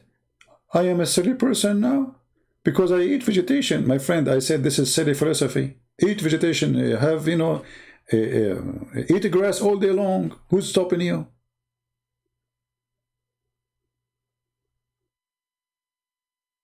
They get hurt, my friend. It doesn't matter what you say. I said to the guy, this is silly philosophy. Because when you claim that you are vegetarian, you are lying to yourself. You are not vegetarian. For trees and grass, they eat meat. If you bury a fish or a human being in the ground, who is the one who's going to eat him? Bacteria and trees. The roots of the trees will suck the person after he was composed. And actually that will make the tree go crazy. Fertilizer. So you said to yourself, I'm going to eat the tree only, I'm vegetarian, but the tree itself is not vegetarian. Do you understand me? So you convince yourself that you are vegetarian when the tree itself is not vegetarian. I know maybe you never thought about it this way, but this is how I think. I'm a thinker. You are a follower. People, they told you if you eat vegetation, you are vegetarian. You are not. They lie to you. Because even veggie, they eat meat. And this is the truth. And this is why when I go and sit with people, they get shocked when I talk, because I don't think the same as the rest. I don't. My friend, we have a cycle of life. Today you eat meat and grass. Tomorrow the grass will eat you. This is the truth.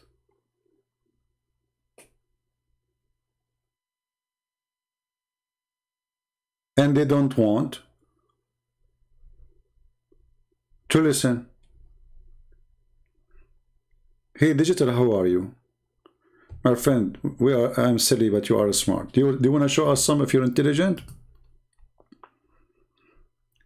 Digital? As long as you are smart, maybe you can share with us some if you're intelligent, if you wish. Who is Imam Mahdi in Islam? Supposedly he is coming from the lineage of Muhammad, and he was born of a woman from her thigh. But all of those is very fiction stories. No problem, Digital. But the stupid, Digital, is that somebody listening to someone say stupid things and he said listen to him. That make you really stupid. I mean, imagine that somebody is saying stupid things and you open your computer and you look for his page in YouTube and you sit like a puppy listening to him, and then you believe he is stupid, but he is still here.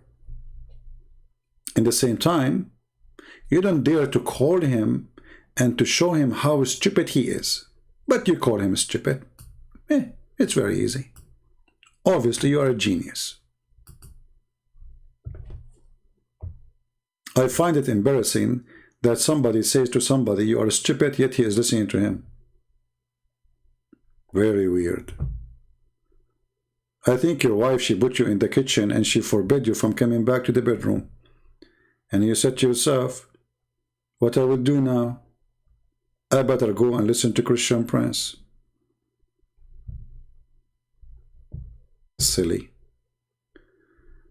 What do you think about Joseph Paul? I don't know who is Joseph Paul, my friend. Who is Joseph Paul? Should I know him? I don't know who is this guy. Is that the guy who they were going to deport him from South Korea? I heard the news that they, thank God, look like the prayer of people and the work of prayer work.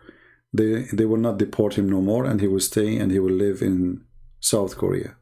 I'm happy for him. All right.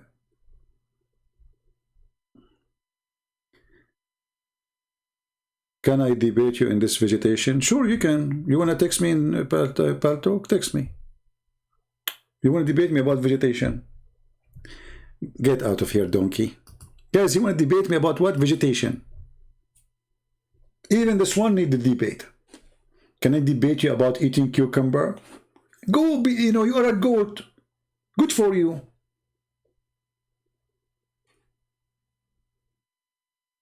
Good for you. Can I debate you about vegetation? And why even I want to waste my time about vegetation? I just told you my opinion. You want to believe in it? Believe in it. You don't believe in it? Go eat grass, go run as a goat. All of you are liars. Don't you drink milk? You don't eat eggs? You don't use any, because simply, if a person he eat only vegetation, he will be unhealthy, because vegetation will not provide you with everything your body need. And let me make it simple for you. If you live eating meat only, you will not be healthy. If you live eating vegetation only, you will not be healthy. This is why animals don't live long as a human. Because both of them, they have something missing in the chain of food. So a donkey, he cannot live more than 12, 13, 14 years. Same as a dog. The donkey eat grass always. The dog, he eat meat always. Human, he eat both. So he live for a long time. However, this is not my topic, and I don't care if you eat vegetation or not. You are a certified idiot. What our chat here have to do with it? I'm just giving an example about how people get insulted for stating your opinion. People, they cannot handle opinion. Like now, you said to me, I'm wrong. Okay, no problem. I mean, what a big deal. Let us say I'm wrong. So, this is not about wrong about God. This is about food you want to eat. Eat whatever you want. For me, I believe it is silly claiming that you eat vegetation. In fact, you don't. Because all vegetables eat meat. All, with no exception. Go right now to YouTube and see what burying a fish under your tomato will do, or under your plant. Just bury a fish.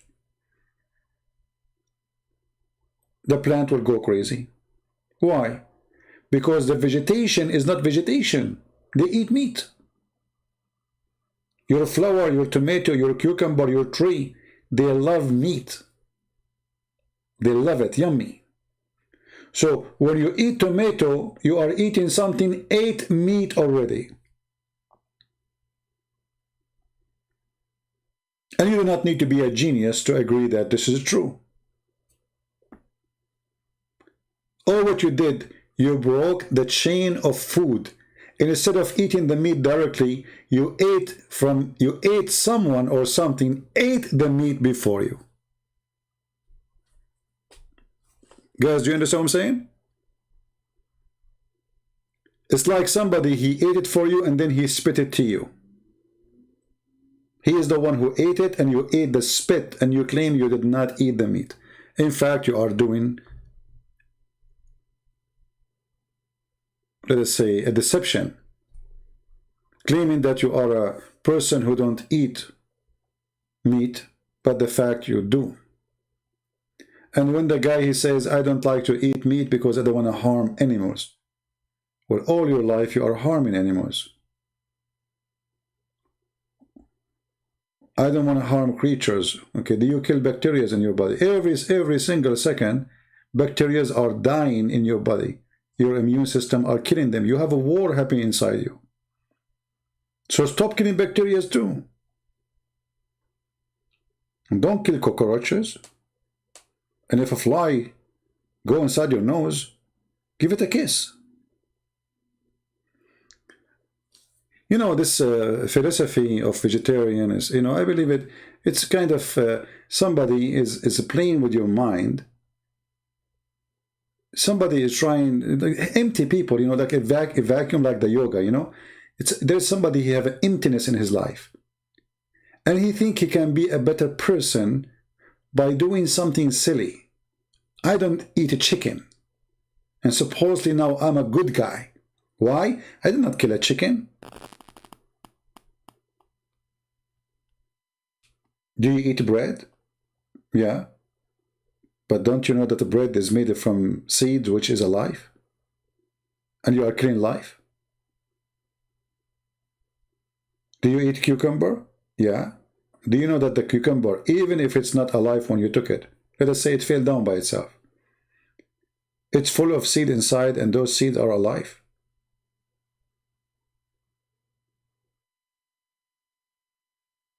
It's kind of hypocrisy and silly, silly, like self-deception. You make yourself believe. Like there's an Indian guy, he posted something in the previous video. He says, if you believe that being a pig is good, pig is good. And he's right.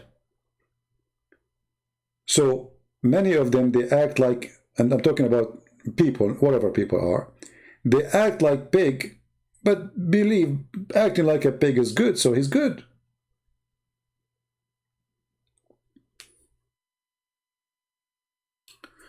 And anyway, you don't have to agree with me. I'm just telling you what I believe.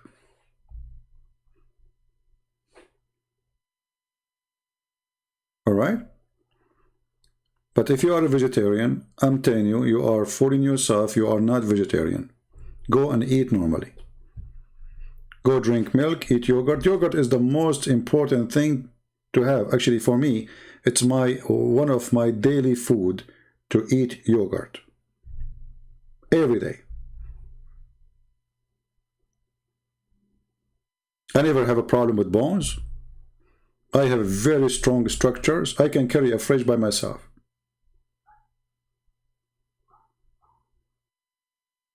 So imagine I say, okay, I'm not going to drink milk. I'm not going to eat yogurt. I'm not going to eat this soda. What you will eat? Always something will be missing. And yes, I advise people to eat yogurt. I make my own yogurt. I don't buy it. It's wonderful yogurt. If you can have yogurt every day, it's very healthy. It's good for your bones. It's good for your teeth. It's good for your skin. It's good for your health. It's good for your heart. And not only that, eating yogurt will fight bacteria, because the yogurt itself is a good bacteria. See, when you eat yogurt, you are eating bacteria, literally. But this is a good bacteria. So when we say we want to be vegetarian, we are fighting our body. Our body is designed in a certain way.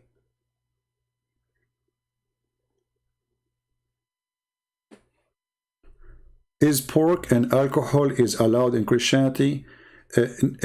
Pork is not allowed in the Old Testament. However, it's allowed in Islam, Omar. Both alcohol and pork. Your prophet, Aka Allah, he said in the Quran, if you are hungry, you can eat pork. And this is in chapter 5, verse number 3.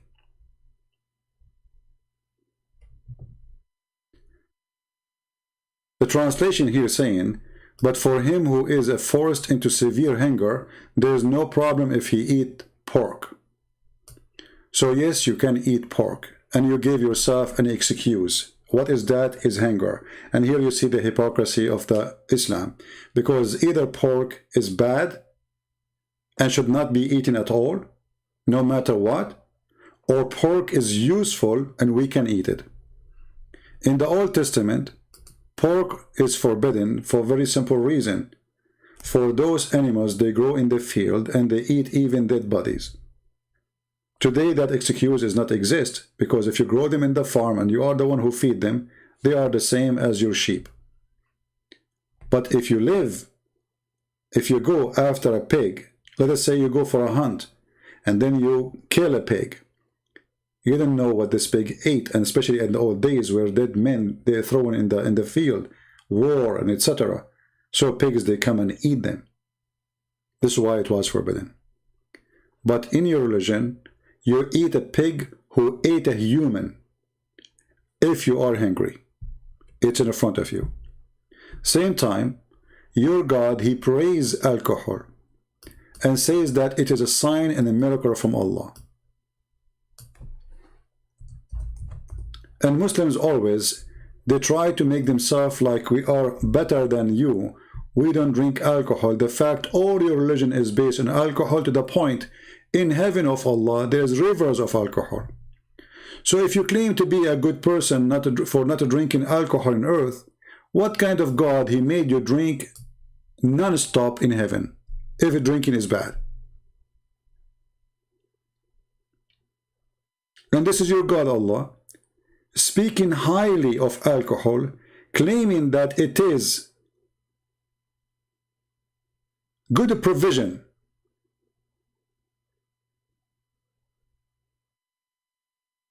And it is a sign from Allah. It's a miracle. Here you see the hypocrisy of the cult of the Muhammadan. They speak to you from above when the fact above is down. Their prophet was a drunk. Even the Muslims, they used to drink behind their prophet, and they are totally in the stage of collapse. To the point the Arab, they were making fun of them. And this is the only point where Muhammad, he says, don't go too close to the prayer when you are drunk. Have you ever heard of such a religion? So all this time Muhammad is okay with drinking, and Allah is okay with drinking, until they start making fun of him and his followers, praying before Allah behind their prophet, and they are totally drunk. If you don't believe me, this is the verse in front of you. Go and read the interpretation for it. Chapter 4, verse number 43. So when a Muslim, he asks those questions, Christian Prince, why you Christian drink alcohol? My friend, Jesus says, little of it bless your heart. We just mentioned now that food chain is important. Everything can be benefit for mankind is good. If you use it wrongly, you destroy yourself.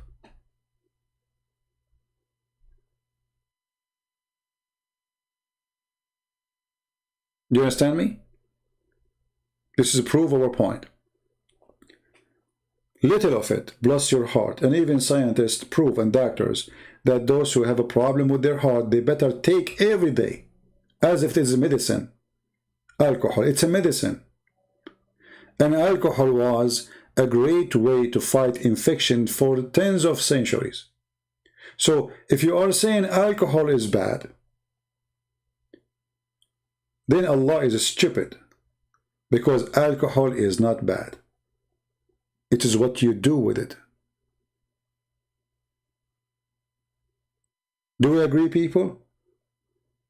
It's like saying a knife is bad, but knife can be very useful. Imagine we don't have a knife. How we will eat? But knife can kill people too. The same useful tool. So everything around us is made to be used for the right way. So if a human being, he used it for the wrong way, that is not the fault of God. God do not need to tell me, I forbid poison, so I will not eat poison. I should know better.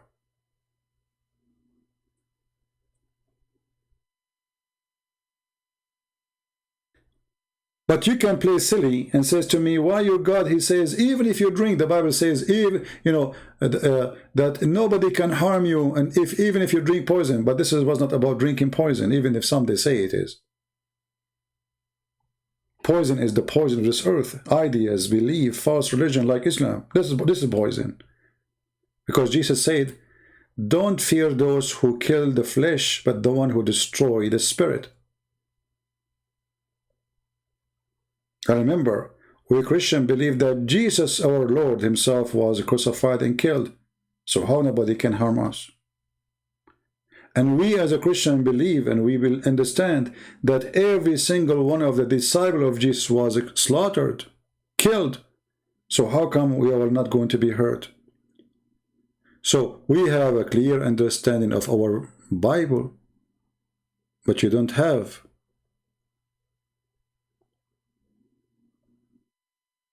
What is your answer if you say, if somebody asks who is the God of the Christian? Jesus. Very simple. And the reason I say Jesus right away, because if I explain to him about something he's unseen, he might say, prove it to me, maybe it exists, maybe. Can he say Jesus not exist? Jesus. Who is the God of the Christians? Why we are called the Christians? Because we believe in Jesus, Christ. So why that is even a question? What is the God of the Christian? I mean, this is really hard.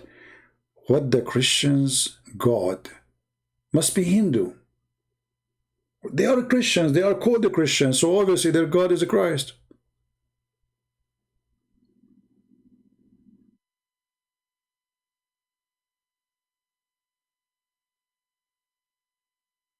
Sometimes I find the questions are very, I don't know, strange. Like, even do I need even to answer? Asking such a question, who is the God of the Christian, is silly. Their name is telling you the name of their God.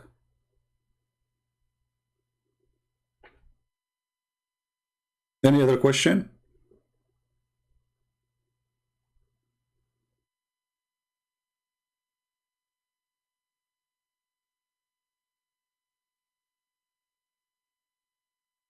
And you know about drinking alcohol or drinking this and eating that, look at what Jesus said and you will see amazing wisdom. Jesus says, it is what comes from your mouth, not what go in make you dirty. I mean to that. If you eat pork, or even if you eat poo-poo, eat poo-poo, but you are a good person to everybody. You are a good person. If you are a person, you eat cockroaches. And there's a person who don't eat they don't eat pork, he don't drink wine, but he's a child molester like Muhammad. Which one is better? For the hypocrite is the one who don't eat pork. For the people of truth is the one who harm nobody. So the hypocrite, and this is Islam, they dress certain clothes to make us believe that they are believers and religious. And that will make us accept that they are good. But the Lord, he says, from their fruits you shall know them. And the Lord, he says, don't be like the hypocrite who pray in the corners, as if he's speaking about Muhammad and the gang of Muhammad, his companions. And until now, sadly, Muslims, they practice the hypocrisy of Muhammad. They go in the corner, in the street, and they pray, so everybody will see them. While Jesus forbid us from doing that.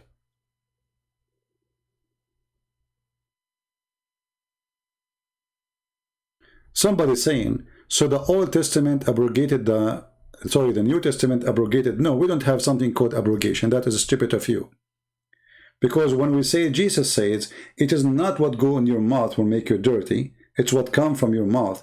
Jesus is correcting their understanding for the Old Testament.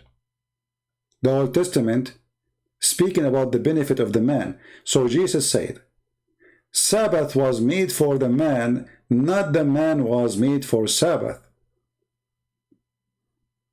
The Jews made it the opposite. God, he forbid them from working in Sabbath. So they made it what?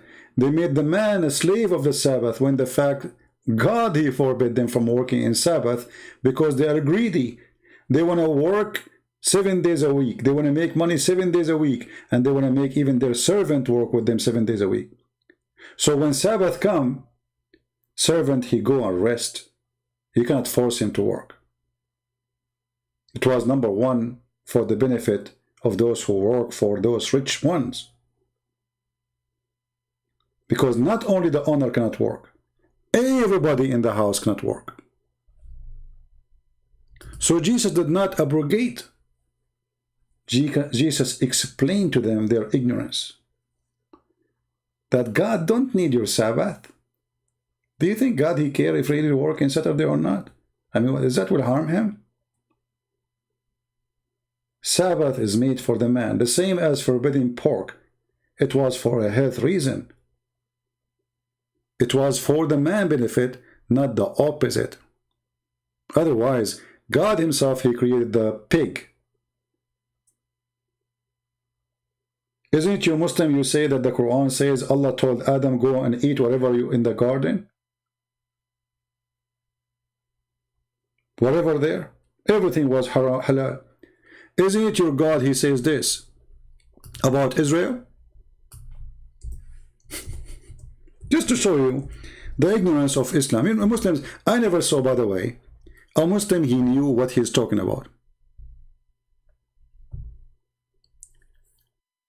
all the food is halal to Israel, including pork, and the Quran says that. Do you see it?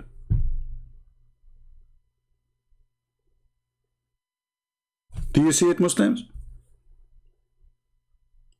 All food was lawful to the children of Israel, except what Israel made unlawful for himself. But this is Israel he made unlawful to himself, not God.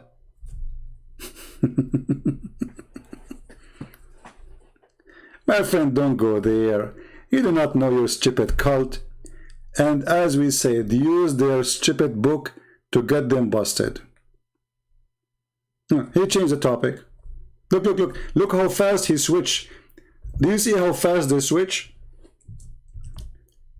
The needle was so big, and now it is time to switch the topic. Which Bible is more good to read? Look at this genius. Which Bible is more good? My friend, you see, you Muslims, you help me to spank your God. We don't believe there is a Bible more good to read from the other. But I can show you a verse in the Quran. Allah is saying he will make Quran better than the Quran. This is a new stupid religion. For us, we don't have a Bible better than other Bible. For you, you do. You have many reading for the Quran. Which reading is better? And Allah, he said,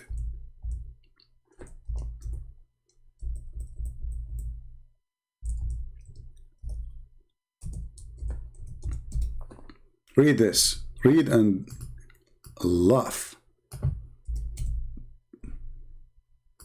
Chapter 2, verse 106.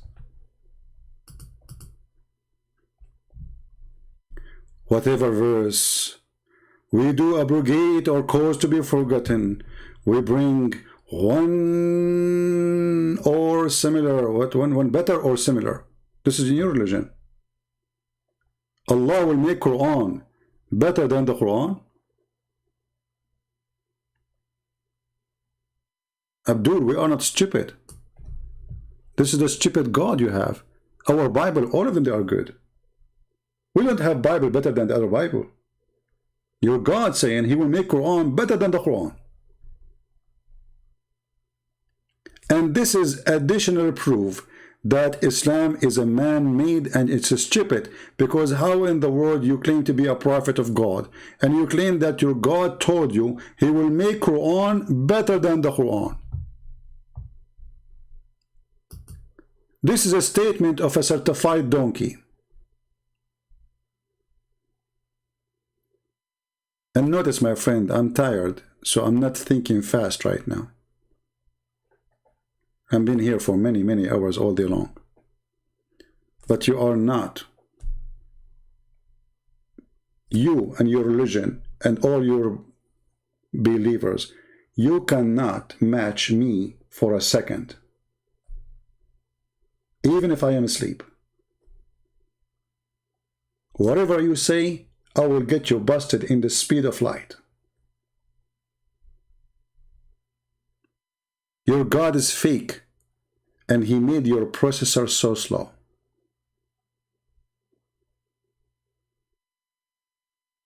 My God is real, and he used me to spank you, to teach you how to behave, to speak with respect about Jesus. You are following the devil, Muhammad, the one who taught you to go and tell women, can I suck your tit? So stop being a tit boy. Grow up and be a man. Stop believing in a God, a stupid God who says, I will bring you Quran better than the Quran. Ask yourself, where was Allah when he made the first Quran? And how Allah will make Quran better than his Quran? Did he take a new study? Now his Arabic is better? How silly, how stupid. And why God will make you forget his word in order to give you something better or similar? What is that, man? It is not only you in drugs, your God in drugs. The one who said this, he cannot be aware of what he is saying. This is a drugs. This is a God who took a lot of hashish.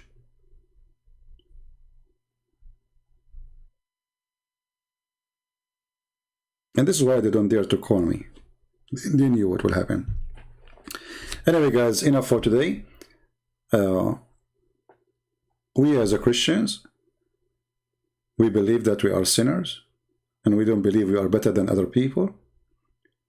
We believe that God did not give us permission for sin as Muhammad he did. Whoever say Shahada, whoever say Allah name 100 times, his sin is forgiven. We don't believe in such a stupid things. God cannot be bribed by donation. God cannot be fooled by saying his name too much time or too many times. That in the stupid cult of Islam. In Christianity, true believers count.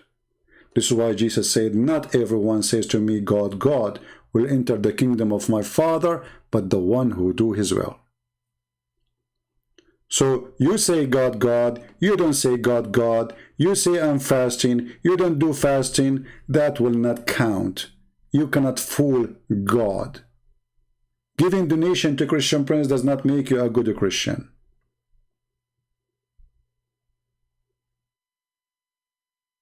I'm not Muhammad, who said if you pay me money, you go to heaven.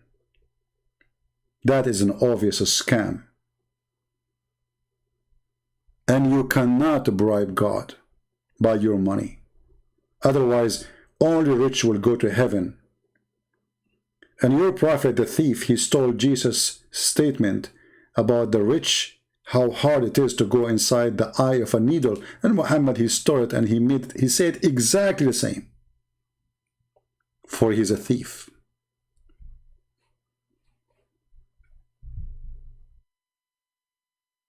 I don't care if you call me princess or not. You did call me princess, I give you the answer, you remember? No problem. But it's good to recognize that you are wrong, and you should not say that. Try to avoid taking it personal. I don't know you, low man. You don't know me, my friend. I'm here to share the truth with you. I know the truth hurt. I know it's not easy. You are a Muslim who grew up all your life bowing down to the Kaaba, but yet you live in Indonesia. And by the way, the Muslim in Indonesia, they were praying to the wrong direction of the Kaaba for the last 1,000 years. Just a few years ago, they found the right direction. That is hilarious. And what direction, by the way? I mean, is the earth flat? How somebody living in Indonesia, in the other side of the earth, he prayed to the Kaaba direction. That is fiction. That another fiction, you added to the fiction of Islam. Finding the direction of the Kaaba. How that can be possible? I live in America. In order to face the Kaaba, maybe I should put my head in the toilet seat and make my legs up. Maybe I can face the Kaaba. Because the Kaaba is on the other side of the earth.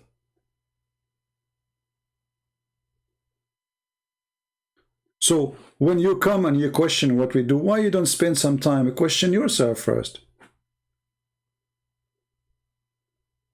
What about we question the dignity of Muhammad, who said woman she can give her boobs to a stranger to suckle her?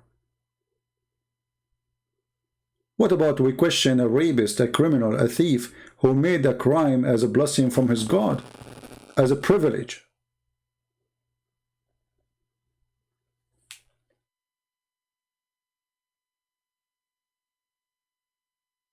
And I'm not joking, by the way. You can search for it. For me, I just found it in the news, you know. I can search for it. Hold on.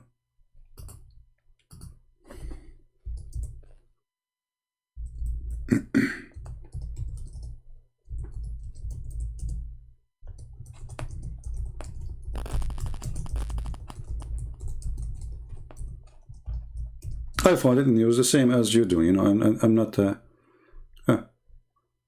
This is the station of the devil, CNN. But you can find the news from anyone you want. Actually, this came from I think first time they heard about it, they are copying an Indonesian news agencies. Indonesia Muslim praying to the wrong direction. 2010. For more than 1,000 years, Indonesian praying to in the direction of Libya. As if I remember what they said in that article at that time.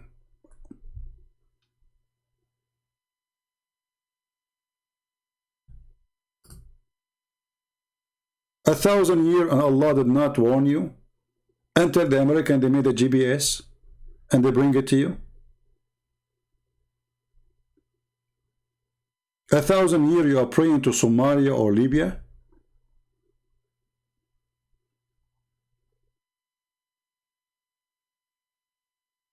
It's not like a year, a 2 year, a 50 year.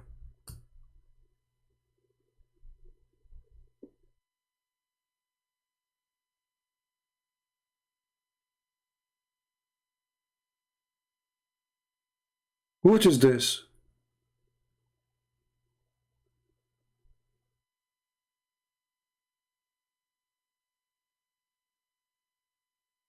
I mean, really, I feel sorry for the Muslims in Indonesia, honestly. This is religion, really. And this God, he made you go, you know, lose all these years. You do not know what you are praying to. When Muhammad, he says, pray in the direction of the Kaaba, don't he knew that if you go 70 miles away, you will lose your direction? How will you find the Kaaba direction? How you know you can find the Kaaba direction anyway?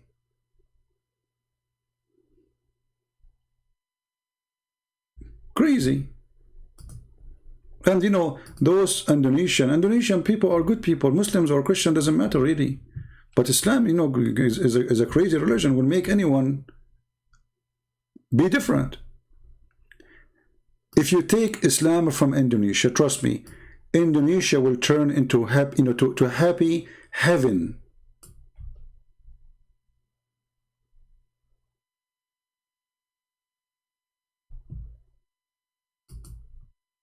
This is very beautiful country, and the people there are beautiful too, regardless of what religion they go to. Islam come, that's it. Terrorism, killing, people hate each other. Like, what happened? What's wrong? Islam entered the house.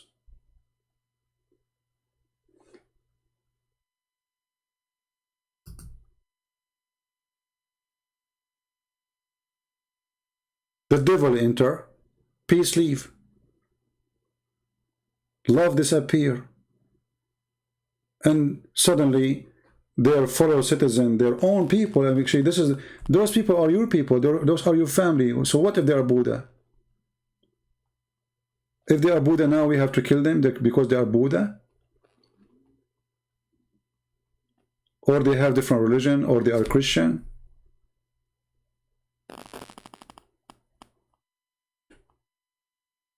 Islam, my friend, is a self-destruction cult.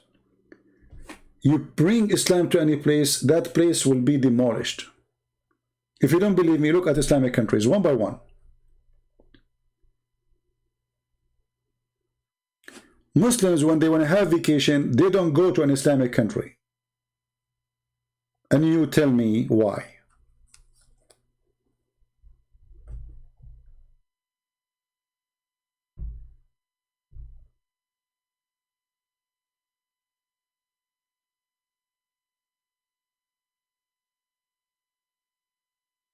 Yeah, I heard about him, and I heard that now he granted refuge in South Korea, and which is very, very good news. Guys, I'm really getting tired.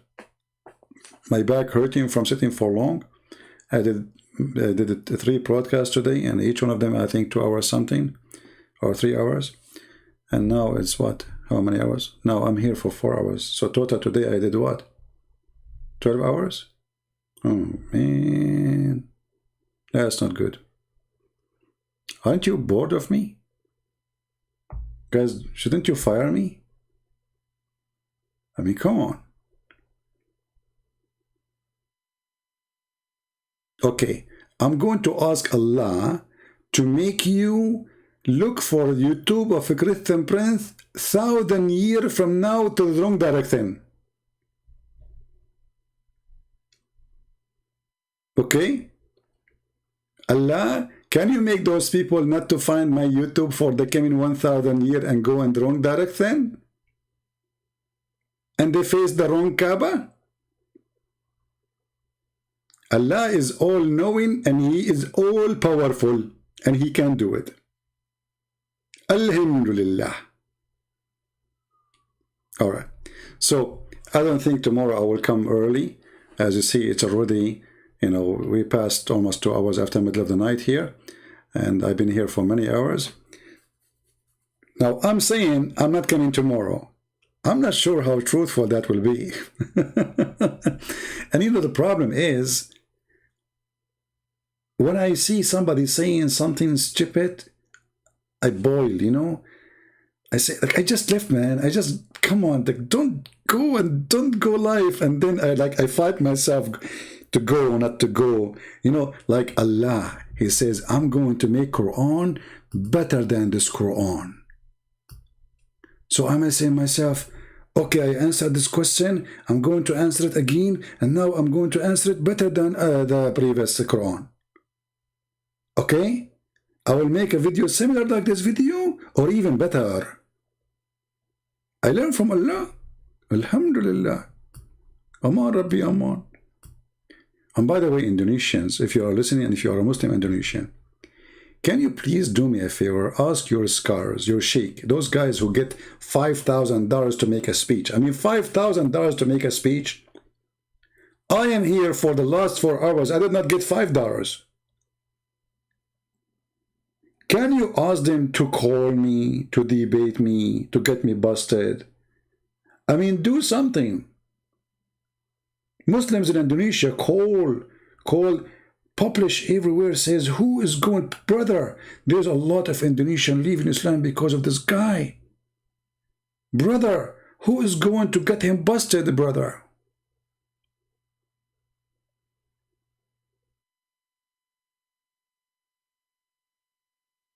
Yeah, I'm going to cover my computer with burqa because according to Islam, women are tempting you because of burqa. I mean, look at the genius. So should we cover Muslims with burqa, Muslim men? Because women, they get tempted too. And we showed you that women, according to Muslim, a woman, she killed a king by her shoe. So she can kidnap you or rape you if you are not wearing a burqa. I mean, it's genius religion, man.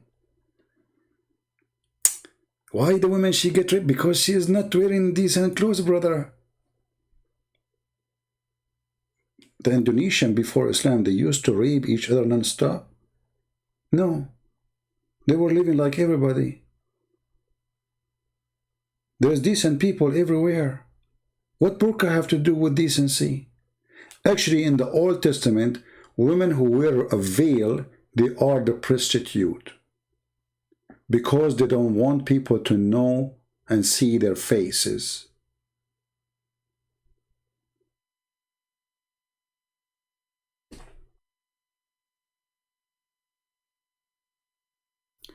My friend, Lanoon, there is nothing is called public debate. For now, we are in public. Aren't we right now in public? How public we can be more than this? It costs nobody. It doesn't cost you. It doesn't cost me. Everybody's staying home and perfect for the sake of Corona. And don't worry about my safety. I'm not really, you see, if I'm really worried about my safety, I want to be saying one word. I want to be writing books. I'm the last one who is worried about his safety. But I'm not willing to go anywhere to debate anyone because that can be done here. I am in the internet. And they can debate me in the internet. Because people are interested in your question, my answers, my questions, your answers, not your present. I'm not God, you are not. and nobody need to worship you, neither to worship me. So if you accept to believe in God without seeing him, why you don't accept to debate me without seeing me? People are thirsty for answers, not for a fashion show.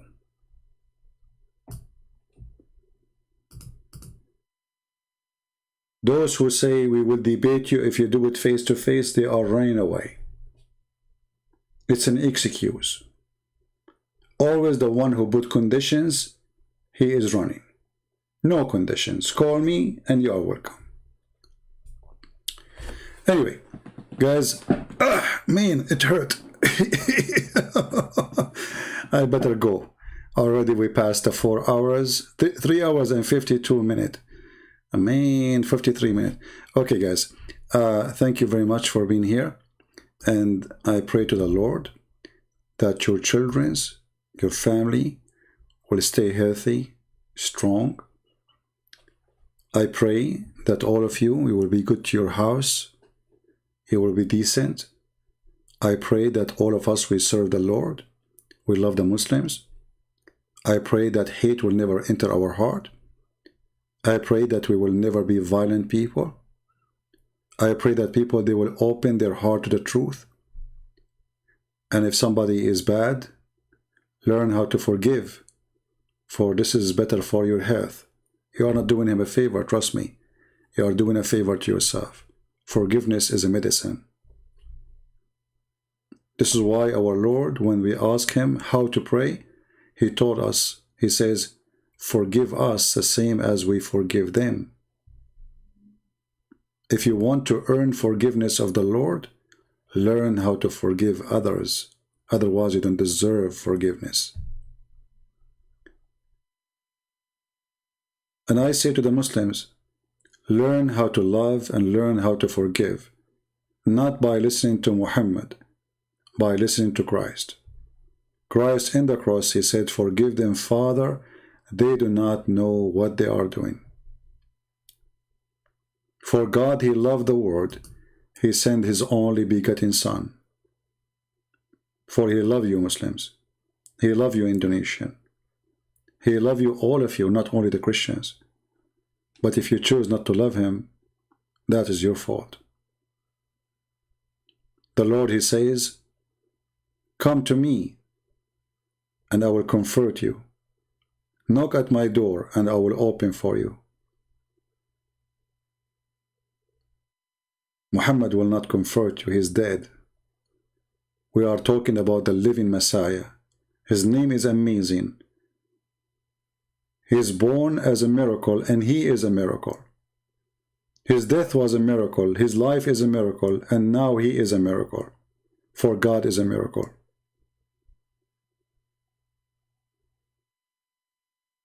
All prophets, they did miracles except Muhammad, for he's a false prophet. But there's no prophet himself was the miracle. Jesus is the miracle. For God is a miracle. And that's why none can explain God. Because we call something or someone a miracle because it is impossible to explain what happened. And that is the Messiah. Who can explain that somebody can make somebody see by saying to him, see, or walk and he walk, or resurrecting people from death, or walking in water, or controlling the nature? Who can explain that somebody is born yet he have no father? And this is in your book. He is the miracle. Not only he did miracles, that is my Lord. So the question, who's yours? Who's yours? Thank you all. God bless you. And until we see you soon again, Christ is Lord, Islam is false. And this is your brother Christian Prince saying good night. Take care.